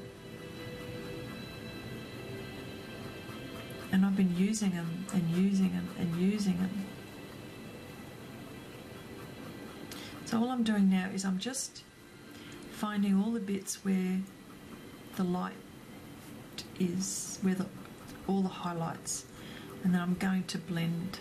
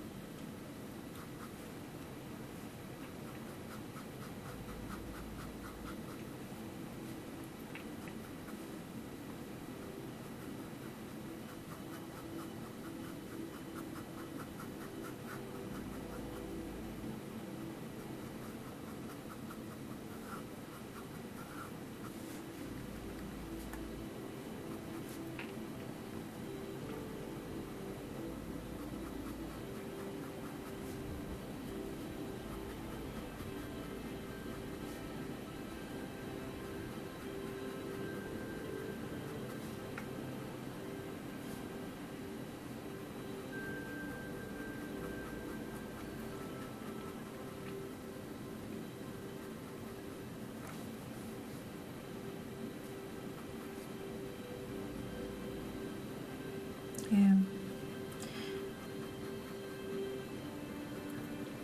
And by doing this, you'll be able to see that her face, there's like a dimension, like it's sort of rounded, not so flat, and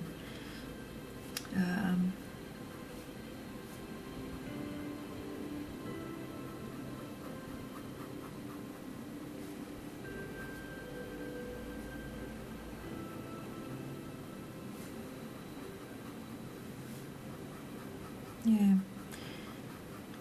I mean, I could sit here all day, all night.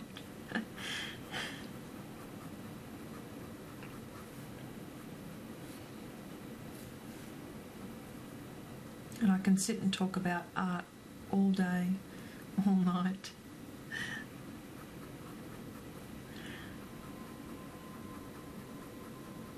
Or art supplies.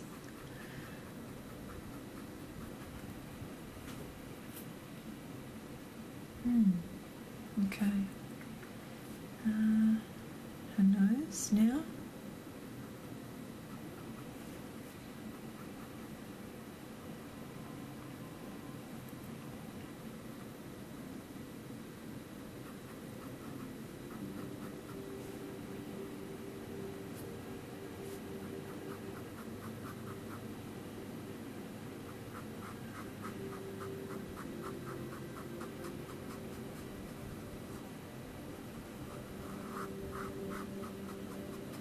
So what I'll do now is I'll start to blend this out with a very clean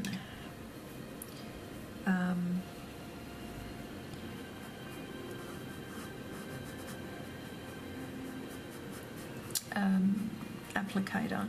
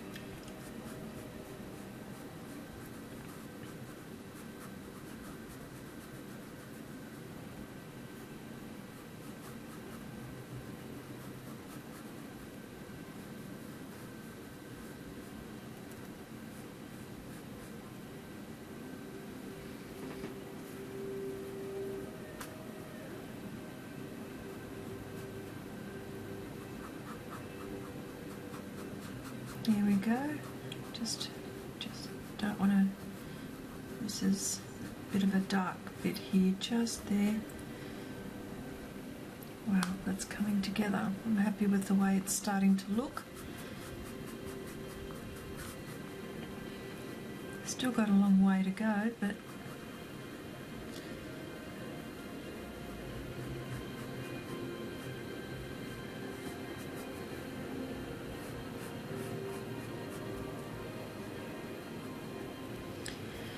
okay, I might start to fix her eyebrows, and how I'll do that now is I'll use a lighter colour, perhaps maybe a cream.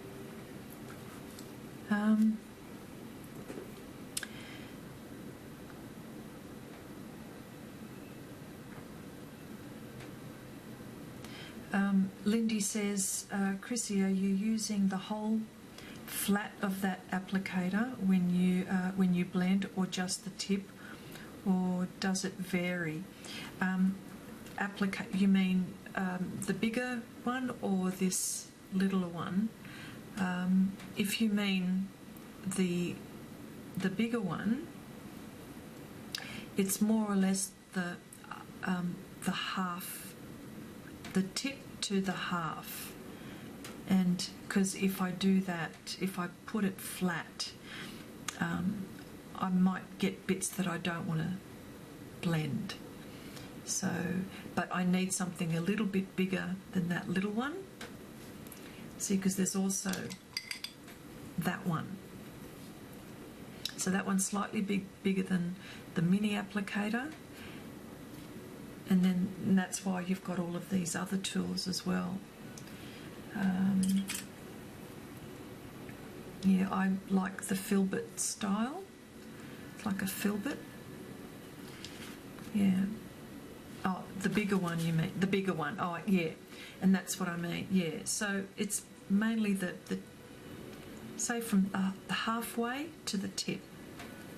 And it all depends on how you're holding it too. Because if I blend it flat, then that whole bit is blended where I don't want to blend. So, yeah.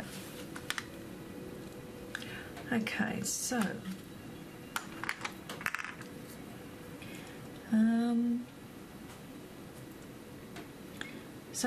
to make it look like she's got hair on her eyebrows, by just using a lighter colour, well, that might be just a little bit too light.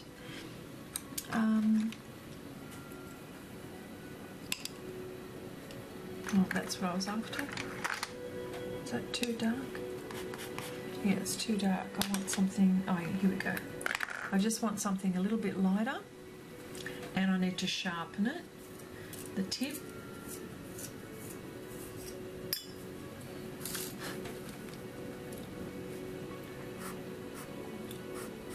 And what I'll do is I'll use various pencils to get, because it's just too dark there. But I don't want to, I want some dark bits to show. And then I'll use some lighter ones. Lighter colour pencils. Pastel pencils,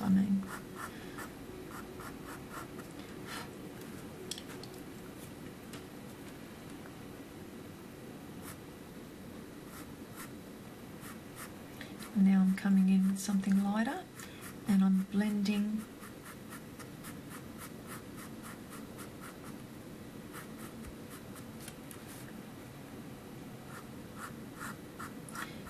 with the existing colours that I've used.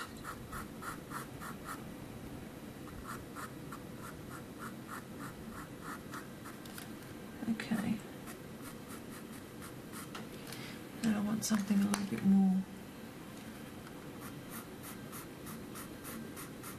warm, a warmer colour.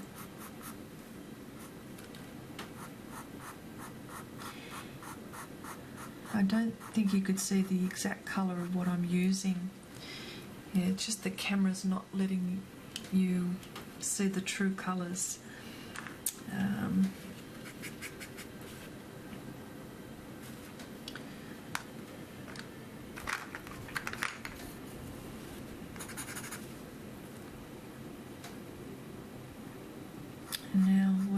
eyes.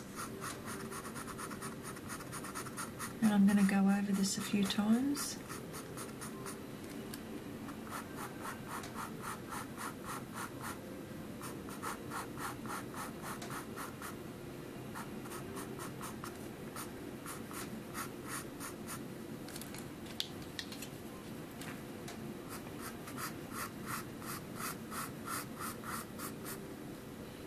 She's got all sorts of colours going on the inside of her eyes, and I'm just applying just a few colours, and I'm going to be blending that bit there. And there's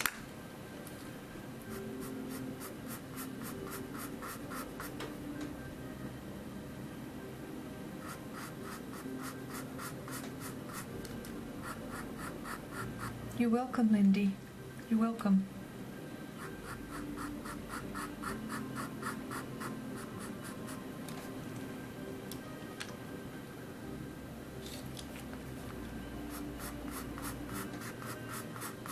See, on the inside of between the eye and the nose, there's a shadow.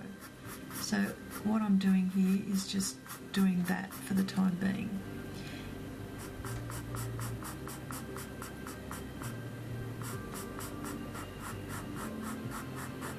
And I will blend that.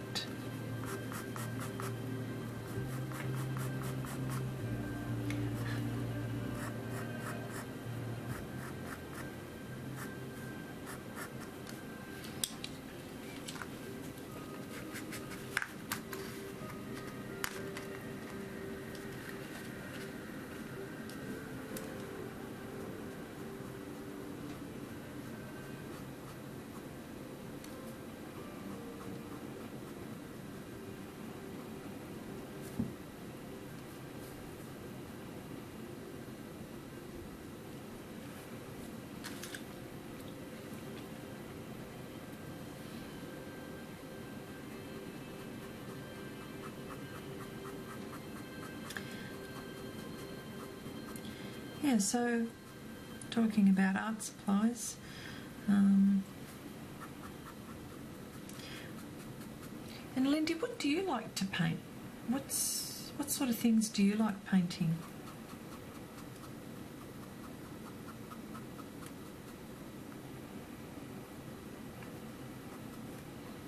Do you have a preference with portraits, or do you like landscapes, or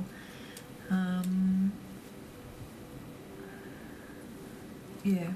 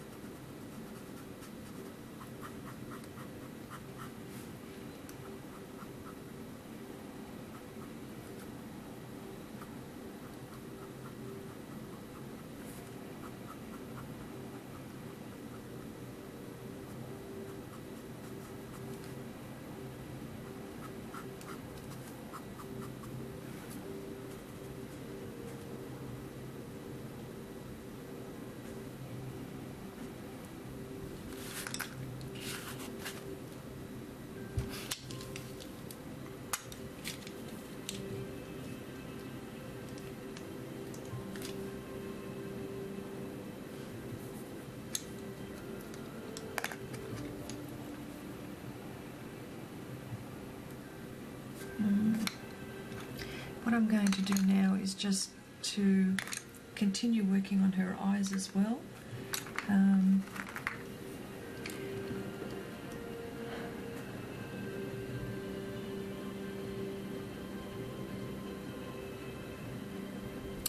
Oh wow, Lindy says florals mostly, but lots of different stuff. I taught painting to adults for 15 years, but now I paint just for me. Wow. Oh, you could be teaching me things then.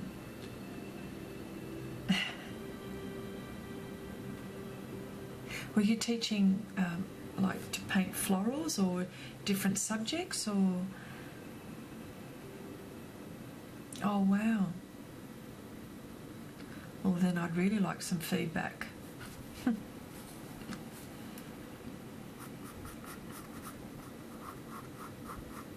And did did you teach, was it just painting or with pastels or coloured pencils or?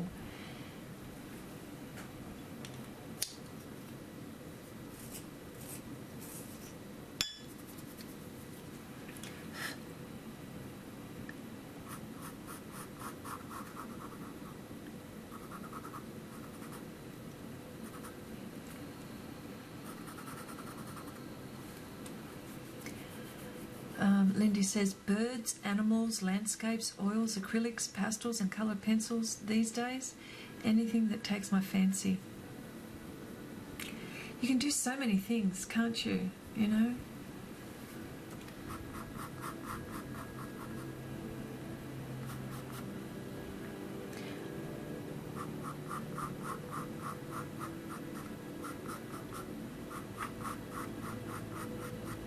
I always say, nobody can tell you that you can't do anything.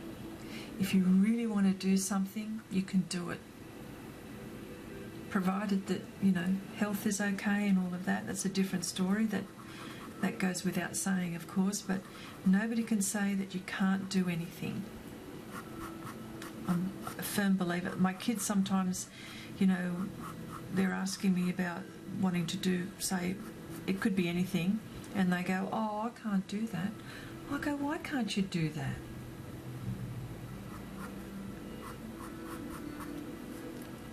There's no such word as I can't. That's what I always say to them.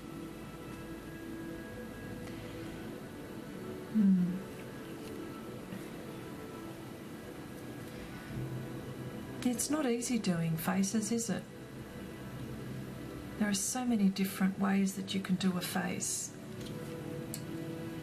They are hard.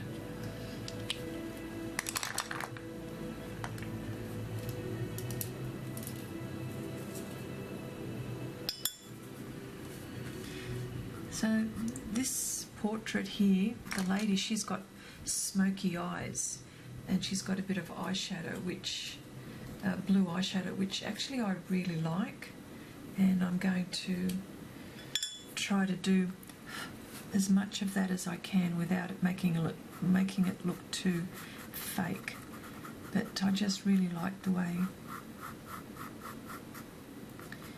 yeah, because my weakest is landscapes. I struggle with landscapes.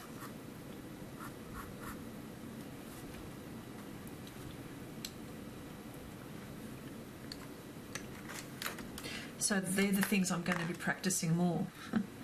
All the things that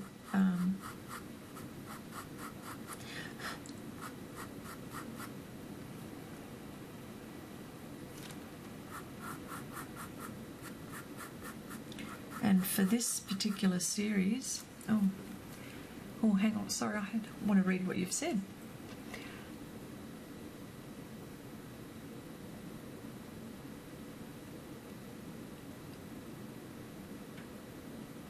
Lindy says, I started teaching folk art in the 90s. Then as my students wanted to paint in different styles and mediums, we all learnt together. They would want to paint something and so I would have to learn. Yes. Isn't that good? That's so cool.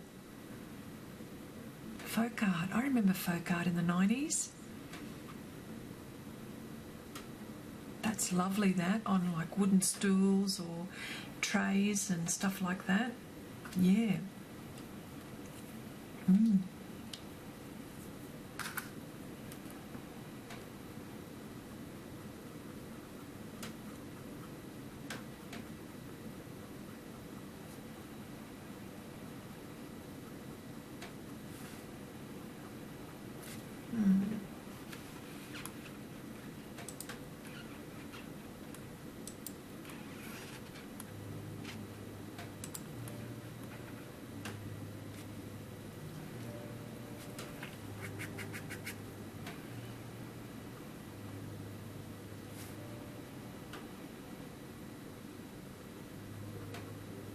So what I'm doing now here is I'm just blending a little bit of her smoky eyes.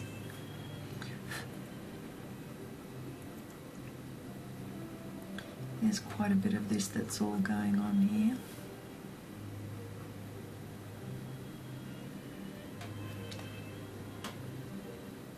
Oh, hello, Artista. How you going? G'day. I'm so glad you made it. Artista says, just used my pan pastels for the first time. Love them. Aren't they fantastic? Oh.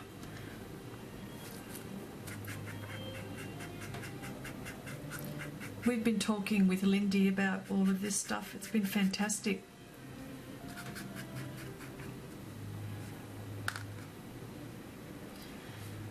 So what I did was here is I worked with pastel pencils, doing the eyes and the nose and the mouth, and worked around there. Then started using the pan pastels for the face. So the good thing with that you'll find is that you can make colours. You can make colours with. So if you don't, so for example, like these skin tones, I ended up blending these two together, and I made another colour, which is brilliant. You can't do that with, say, normal pastels like that. You know, you'd have to use that. Although, I don't know, I think sometimes you can, once you've applied it, you can probably blend colours, but you can actually make colours with the pan pastels, I find.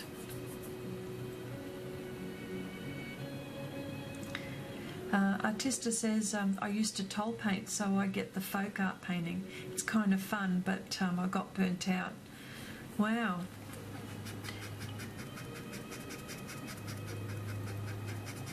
And what did you paint when you were doing folk art?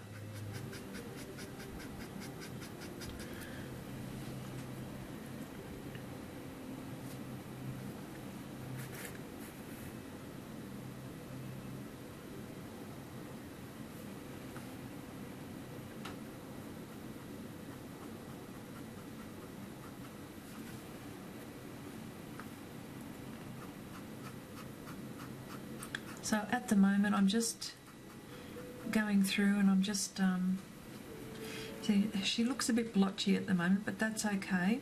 I've put heaps and heaps and heaps of layers on here, so I just have to start to be careful where I apply my layers, but I know that I'll be able to do quite a bit here. Just have to start adjusting her nose as well.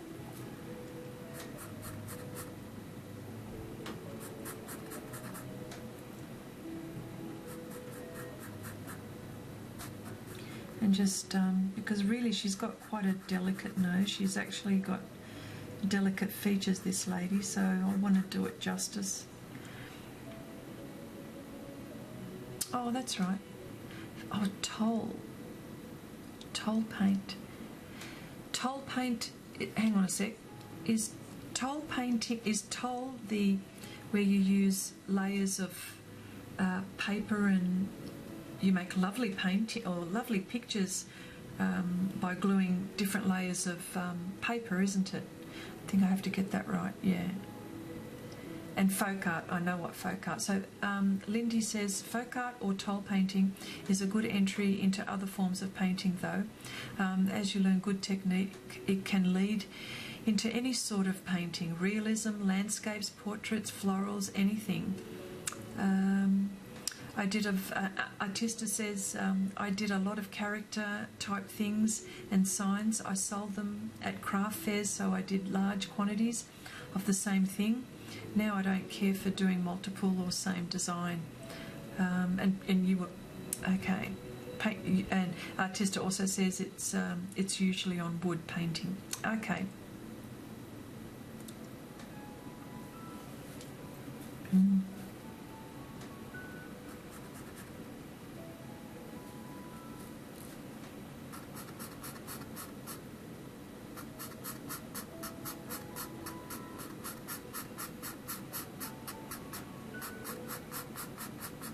I think any sort of craft, anything that you can create is fantastic.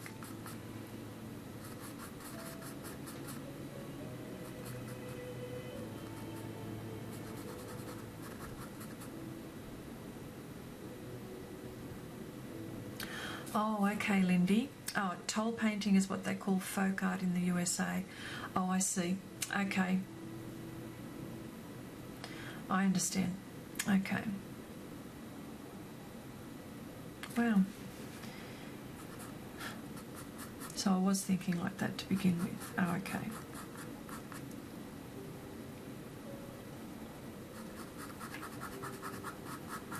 Now this part of her nostril is quite... Oh, I'm going to mess that up. What I might do is use my Kneadable eraser and try to remove that very carefully.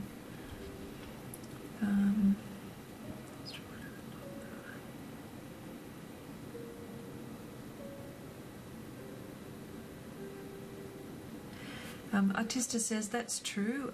I learnt a lot when I toll painting, which is where I think I got my skills in shading and tone and value, and have just applied it to my current art. Oh yeah, I agree. Any sort of practice.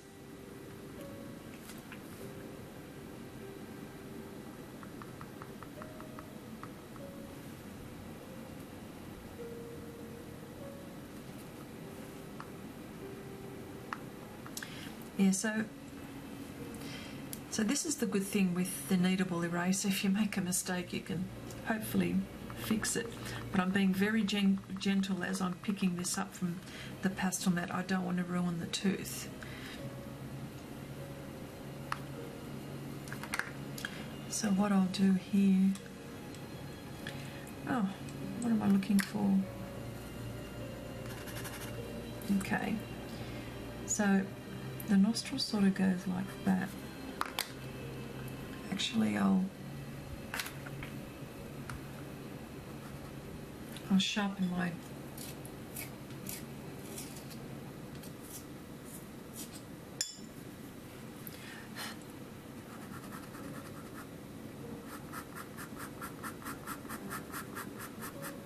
There you go. Make her nose a little bit more delicate than what I was.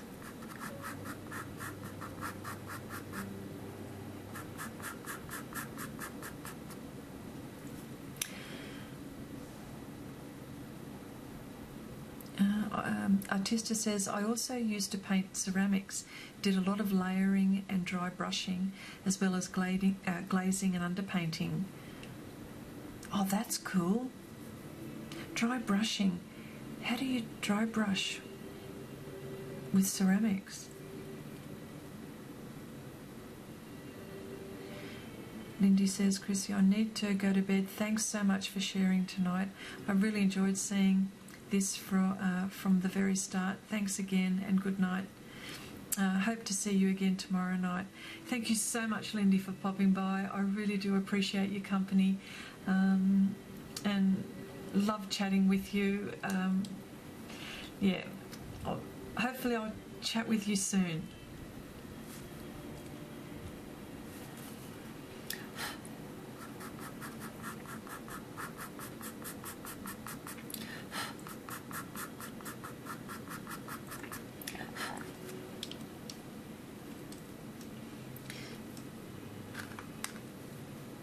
And so, what have you been?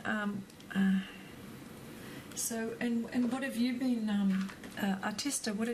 What projects are you doing at the moment?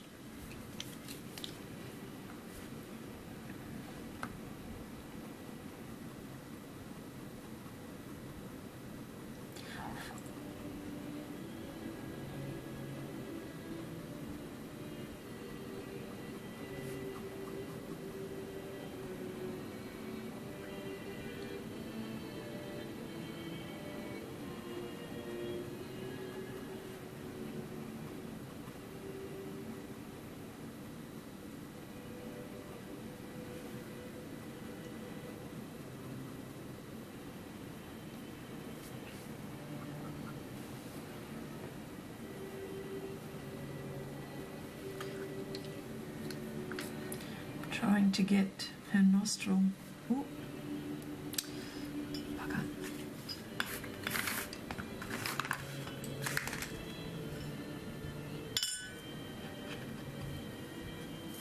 Just sharpening a pastel pencil here.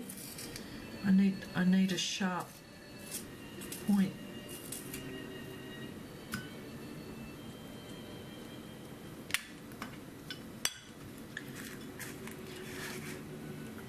I need to fix her nostril. It's going to drive me nuts if I don't get this right.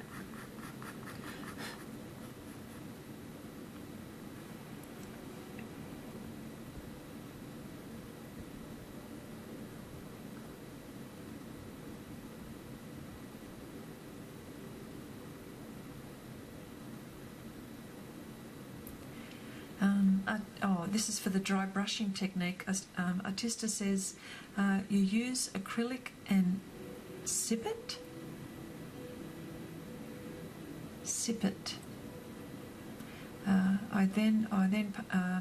The paint then rub most of the paint off on a paper bag, okay, and then rub it off on the details. Need to do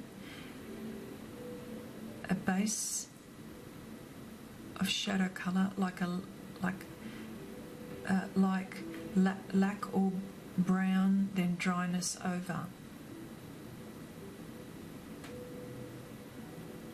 So you dry your brush on a bag. On a paper bag, and then rub onto the ceramics. Okay. All right. Oh, okay. Artista says, I'm currently working on 2 projects, finishing up my pastel piece. I started... Oh, that's all right. Autocorrect. I know, that happens to me too. I have problems with that. Artista says, I'm currently working on 2 projects, finishing up my pastel piece I started Thursday and working on a product review tutorial on Strathmore Learning Series. Ooh. The Strathmore Learning Series. Tell me more about that, can you?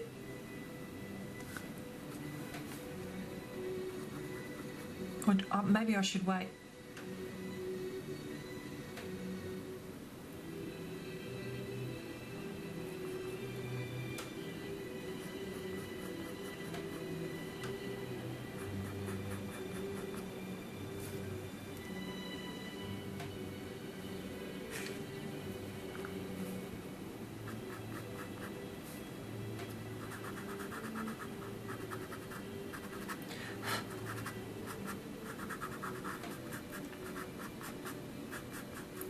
What do you think about... Oh, sorry, Artista. What do you think about the Strathmore papers?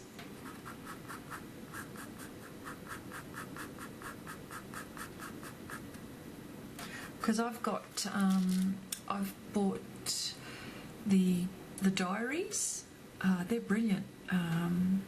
They're brilliant. And the journal books.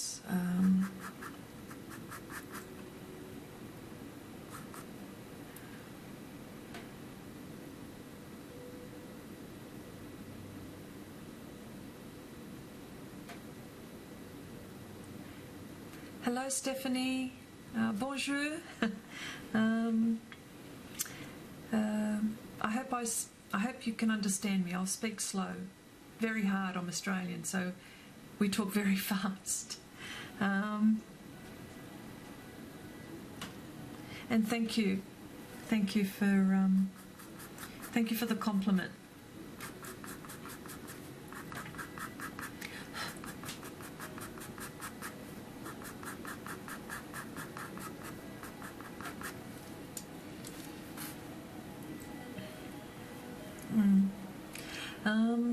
Yeah, just wanted to mention the art supplies that I'm using are pastels, pan pastels and soft pastels on Pastelmat. So and the piece that I'm painting here is she is the Queen of Clubs. I'm designing a deck of cards. So I'm up to the clubs now. So, and the themes are water, air, earth, and fire, the elements. So that's why I call this collection of paintings the elements. So with this particular, with the clubs, it's all earth. So I'm going to introduce animals. So that's what's going on with this.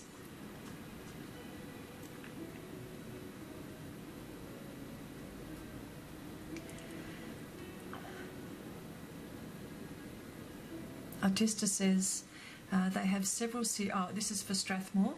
They have several series out. I'm going to go through each one right now I'm working on the animal one. There are 36 projects and I feel like I need to go through it all to give it a good overview. I'll watch out for that. Nothing bothers me more than someone who gives a review that hasn't totally gone through it. I don't know how you can give a good review without that experience. Yeah, I agree too.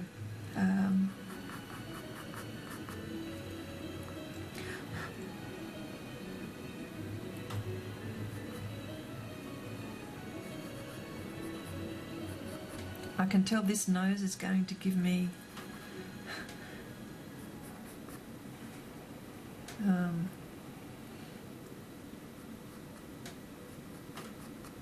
a problem. Hopefully I'll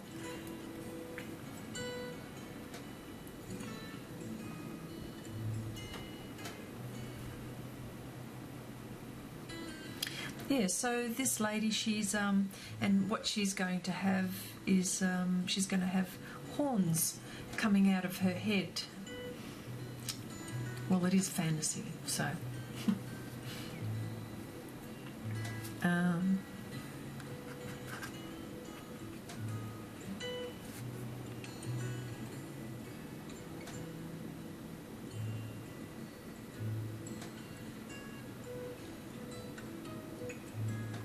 Artista says, so they have drawing animals and nature and watercolours, also cartoon and anime. I'll watch out for your paintings and your review. Okay.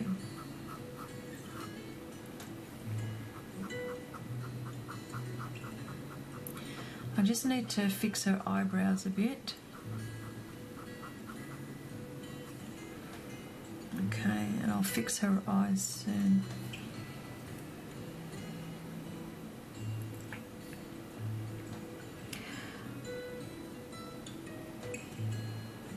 Artista also says, I like that they include the paper in it, so all you need is just the medium and not worry about the paper and anything else. Yeah, I've got here in Australia we've got the Strathmore, which is good. Yeah, so all I've bought from Strathmore are the journals, and I usually wait until they go on for sale because they're not cheap. I mean, you guys in the States might get them cheaper, but we get them, they're expensive.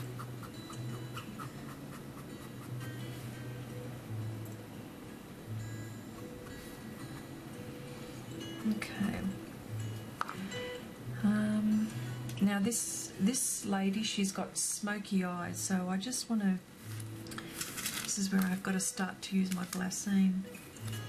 So, and it's sort of blue smoky eyes. So I like that effect.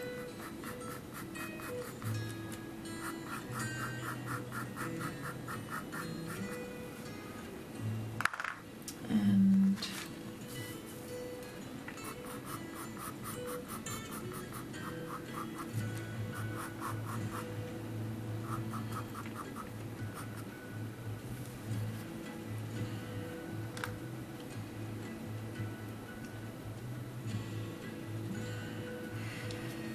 Artista says, I like most of the Strathmore papers. Really depends upon what I'm doing. That's like the main thing that they have here.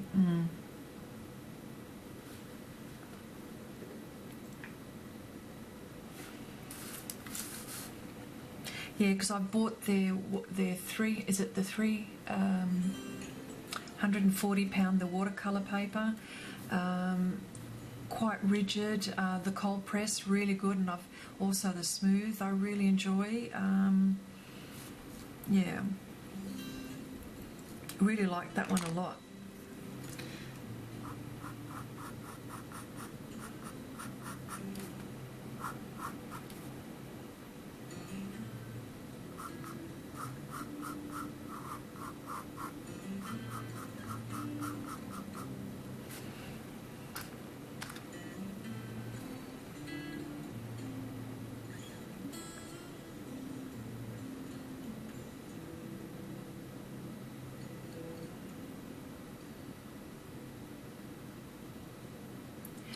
Artista says to get things like textured paper and things like that, I have to order online because we don't have any major art stores where I live. I get a lot of things online too. I'm always looking for a bargain too, so I go onto eBay, you name it. I've got a really good art store where I near my work actually, so I always pop in there in my lunch break, but and I get things online, so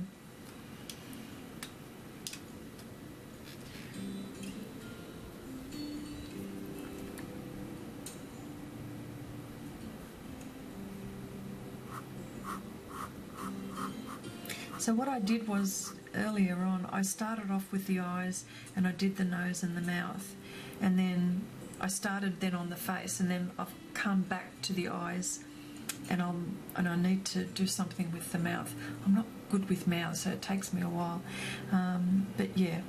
And she's sort of looking at an angle, so I have to make sure I capture that.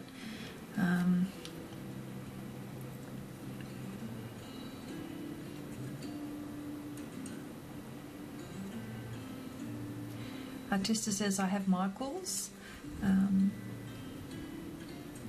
ASIC More, and one art store that prices are outrageous, so I use Jerry's, Dick Blick and Amazon. I've actually bought, I've even purchased from Jerry's myself as well, and Jerry's, and where else? And Dick Blick. But you know what kills over here in Australia? It's the freight. It's the the delivery charge is what kills us here. So sometimes the delivery charge is more than more than the item. So sometimes it's only if I can get it really cheap over there that I get that. And the new Pro Colour pencils, absolutely I'm going to get them. I can't wait to get them. I can't wait for them to come all the way over here in Australia. Or I'll just have a look online if I can get them, but we get a lot of Derwent's products here, but I mean, who doesn't? I mean, they're all over the world, but yeah, but definitely I'm going to get them. I've been trying out the powder blender,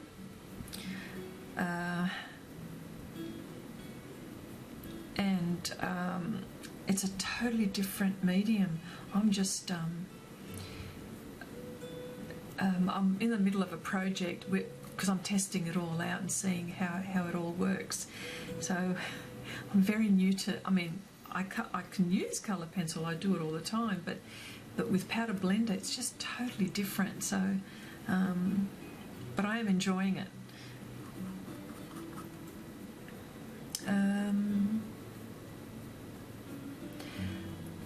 And Artista says, I was finally able to order them from Amazon, and they are coming from the UK. Wow, already.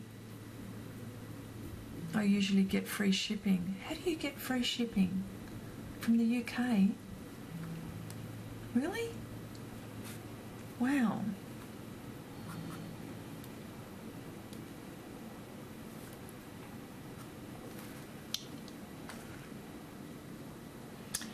Okay, so I just want to, this bit in the corner of the eye, I've got to make sure that I get that right.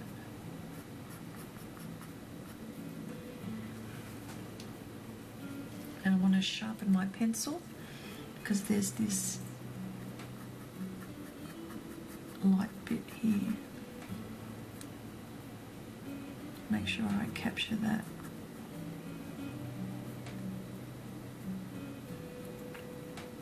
And there are, so now I'm adjusting the eyes.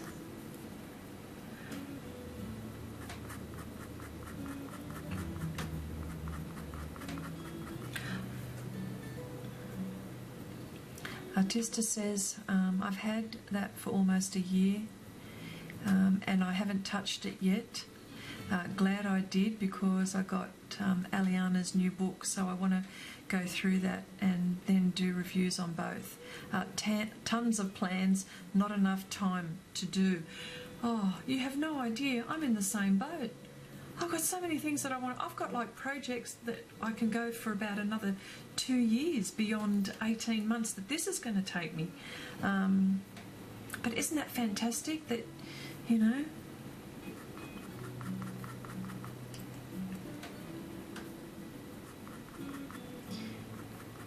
and I do, and I've just this week I managed to, I've got Aliona's 2 books. I actually bought the 2 of them, the Bible, her first book, and the portrait one, and so I'm actually going through that as well. I'm thinking, oh, how did she do that, and how did she do this, and but it's all practice, isn't it? You know, it's one thing to see it and see somebody doing it, but then it's another thing for, you know, for you to be, it's another thing for you to be, you know, doing it and practicing it yourself.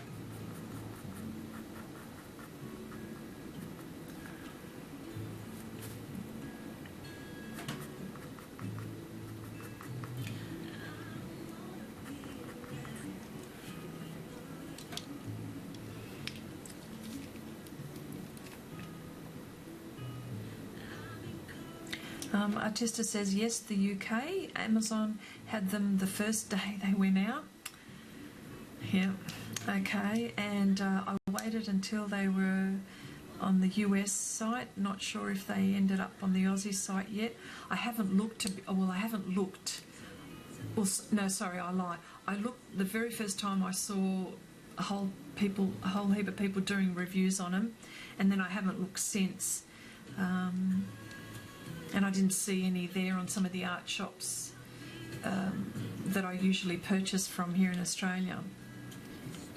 And yeah, I've had her other book for over a year. I have looked at it, but not really reading it. Love some of the projects in it, yeah. And that's the thing, you've got to practice, hey, doing them. Yeah.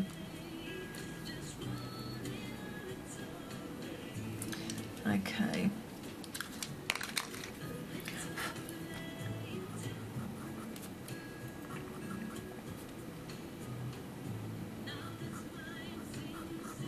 What I'm doing is I'm adjusting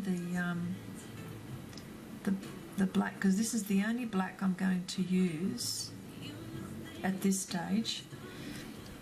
Everything else, the dark, and that's the only thing I'm going to use as far as a black pastel. But the darkest, with my dark shades, I mean, I'm actually going to be using burnt umber, and this one is Faber-Castell's 175, and I find that this is dark enough to do what I need to do.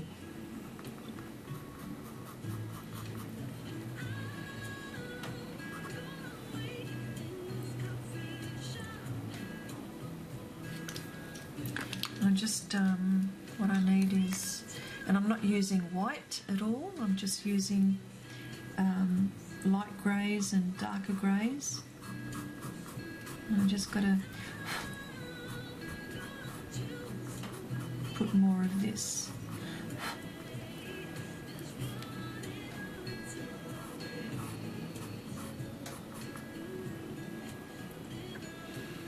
And Artista says, I'm waiting for the precision pencil to show up. Pro Colour sells out with a day or two when they go up. What is precision pencil? What is that? What's the precision pencil? Oh, tell me about that.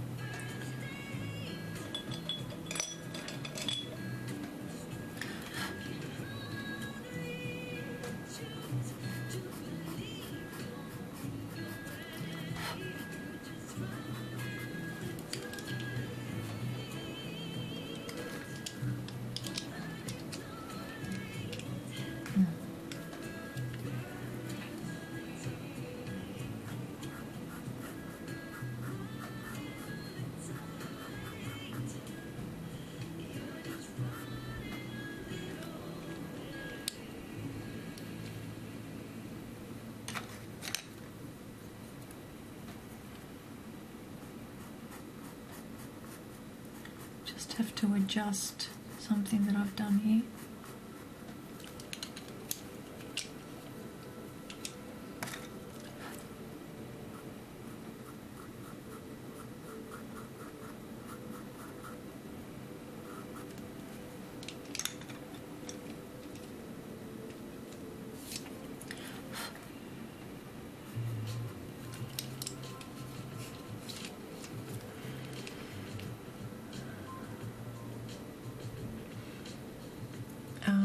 Artista says, I love the pits.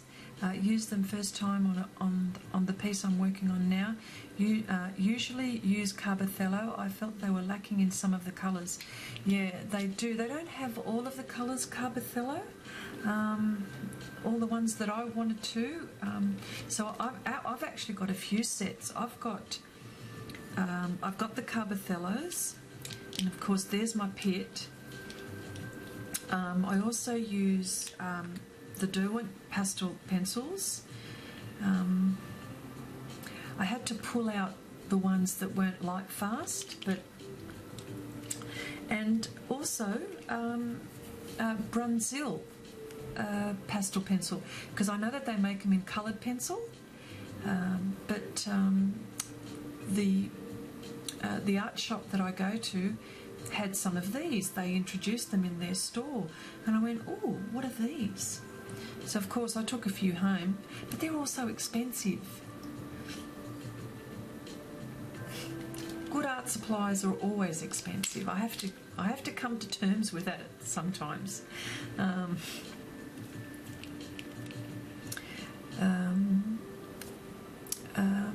An Artista says, I got the Derwent set super cheap and didn't like the results on this paper anyway.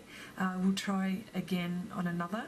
Precision pencil is like an automatic pencil and has two types of lead, HB and I think 2B. Will be great for sketching. Oh, I see, like a mechanical pencil. Now I know what you're talking about. Yep, now I know what you're talking about. Really? Derwent, well, the Derwents are, if you're comparing Derwent and, this is how I, Carbothellos are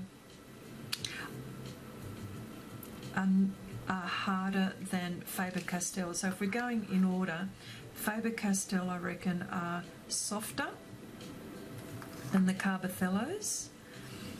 Derwent are quite hard and they are a bit scratchy, but they've got certain colours which even other ones don't have, and the Brunzil I reckon are about maybe even in between the Carbothello and the Faber-Castell Softwise. And of course, you know, there's the Contis. And they're sort of, what I like about them is there's quite a bit of pastel in there. So they're the ones that I've got.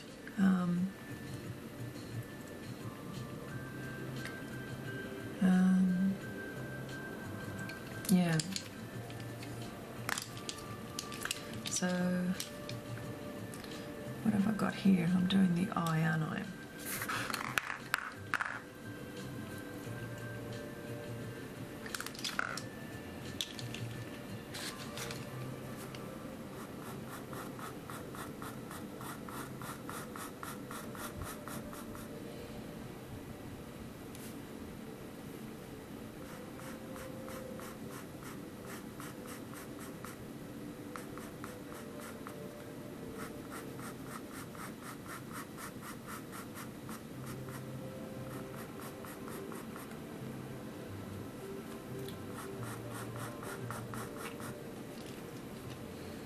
I could sit here and talk about art supplies all day.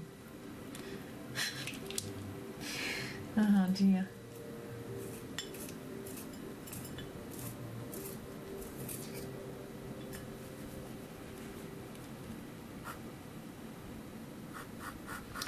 Just all I'm doing now is just finally just fixing her eyebrows. And I'll probably use pastel pencil to smooth all of that out. Just want to make sure I get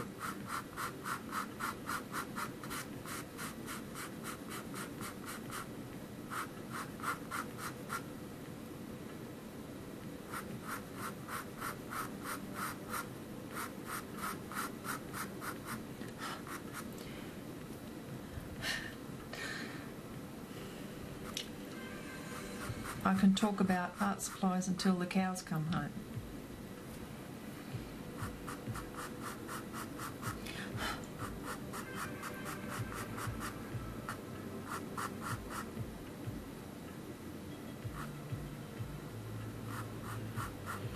Yeah, so what I'll do is I'll just blend here.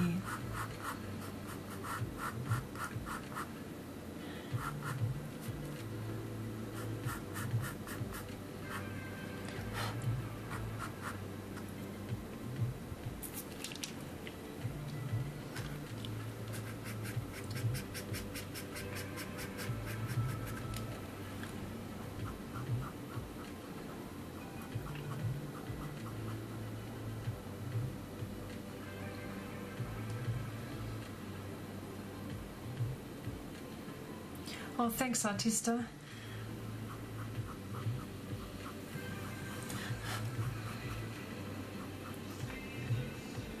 She's got a lot of layers.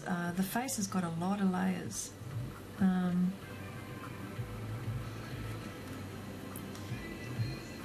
She was looking quite pasty there for a little while, her face. But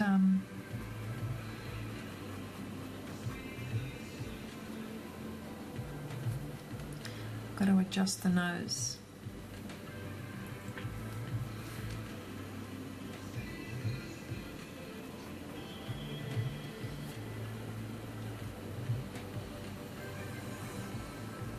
And what time is it, Artista, where you are?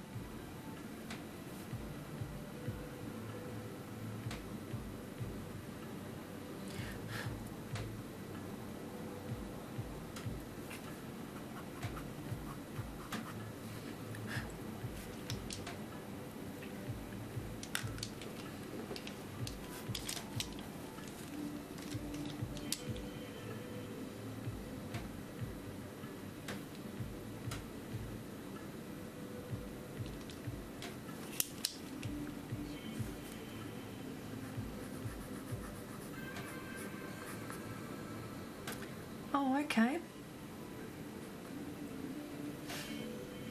It's 1:45 actually in the morning here, so I might have to call it a day.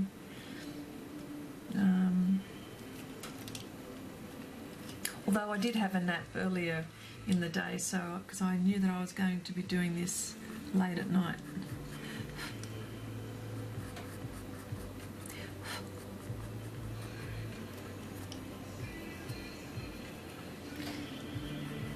That's obsession for you.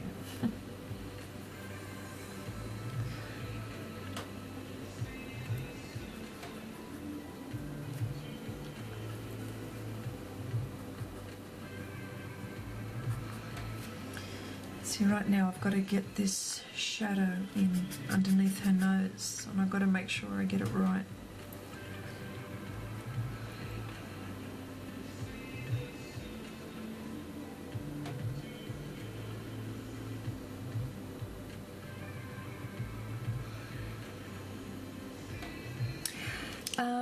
Artista says, I read that the green underlayer gives people a more realistic look. Might give it a try. I've seen, I don't know the artist, but I have seen where people paint green first and then they start building the layers. Yes, I've seen that too. Worth giving it a try, isn't it?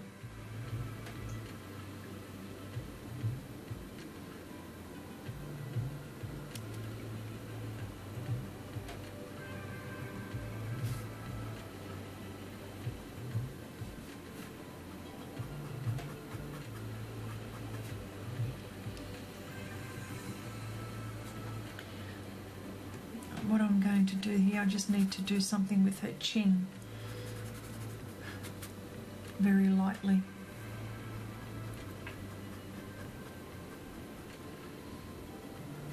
And just here.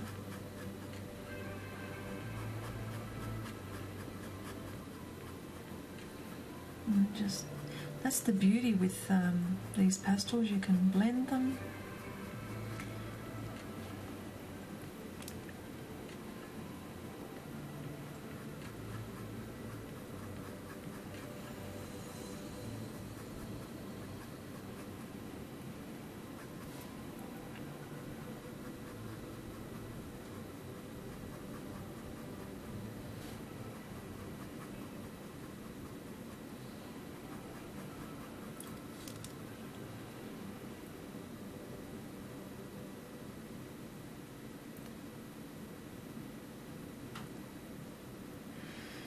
Yes, Artista says for sure.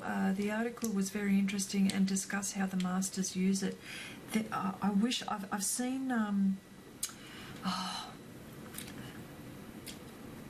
don't know the artist's name, but there's a portrait artist, and it's somewhere on the internet, and he starts off with a green face, and it's incredible how he builds these layers.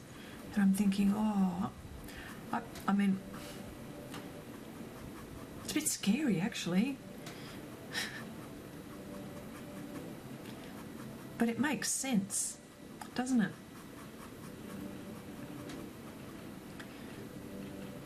Because like this paper is green paper, this Pastelmat, and it's been really easy for me to get my values right for my skin tones for some reason. So I suppose you could say that no, I didn't. No, I bought it like this, I didn't. But yeah.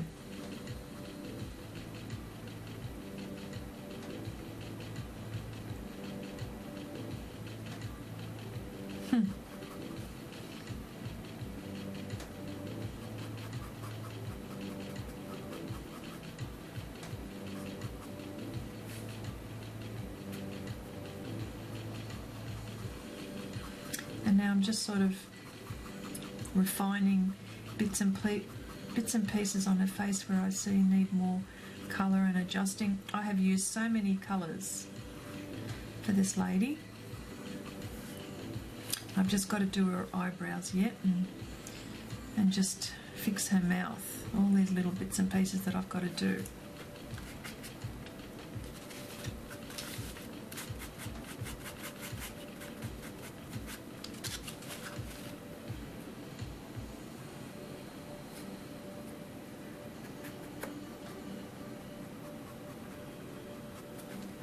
And see, yeah.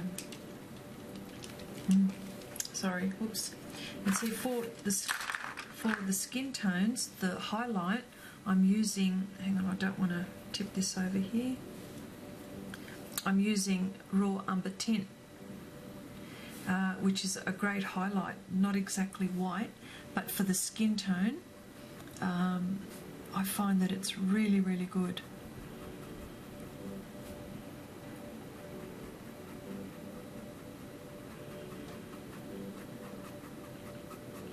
And it blends really well with the other skin tones.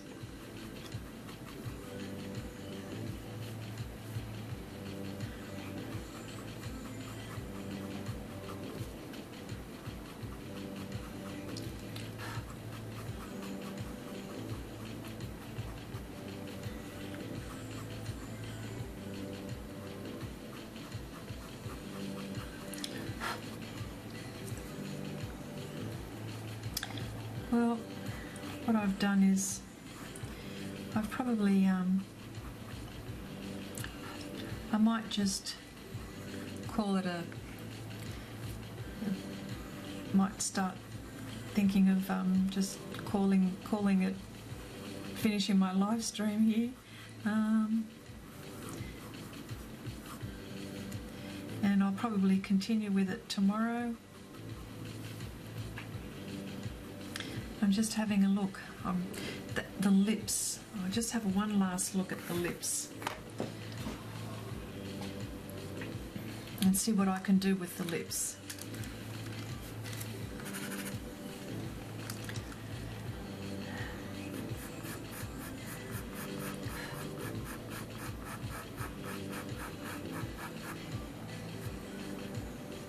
Because the lips are driving me nuts at the moment.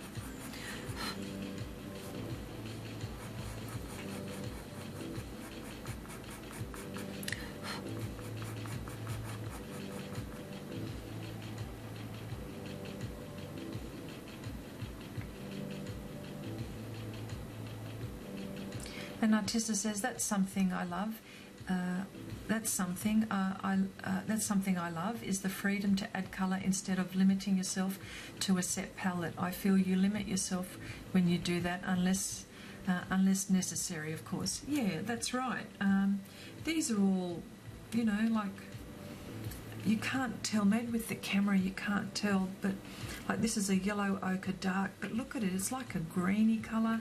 There's all sorts of colours that I've got all spread around me, and you know, and you don't even have to use these colours. There's blues and purples and for shading, and but at the moment this lady's lips is driving me nuts, and I've got to be careful not to damage the tooth. So I know there will come a time when I'll go, oh, don't do any more, you've got it. And this is 175 pastel pencil. That's the one. I wish they put the colour of the pencil in the on the the name of the colour of the pencil, instead of using a number.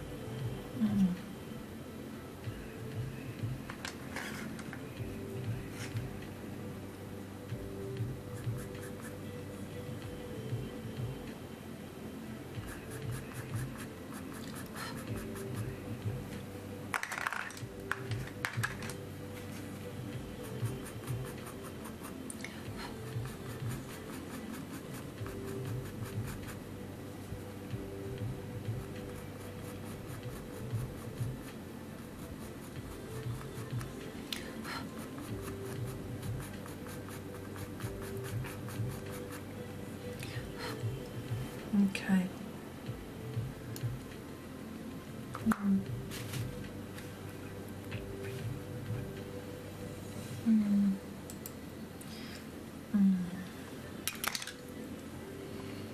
So I think I might leave it there and probably continue tomorrow. Thank you for popping by, everyone that did. Really appreciate your company. Yeah, so I'll probably keep on working on this, hopefully try to get most of this done on the weekend and maybe upload it.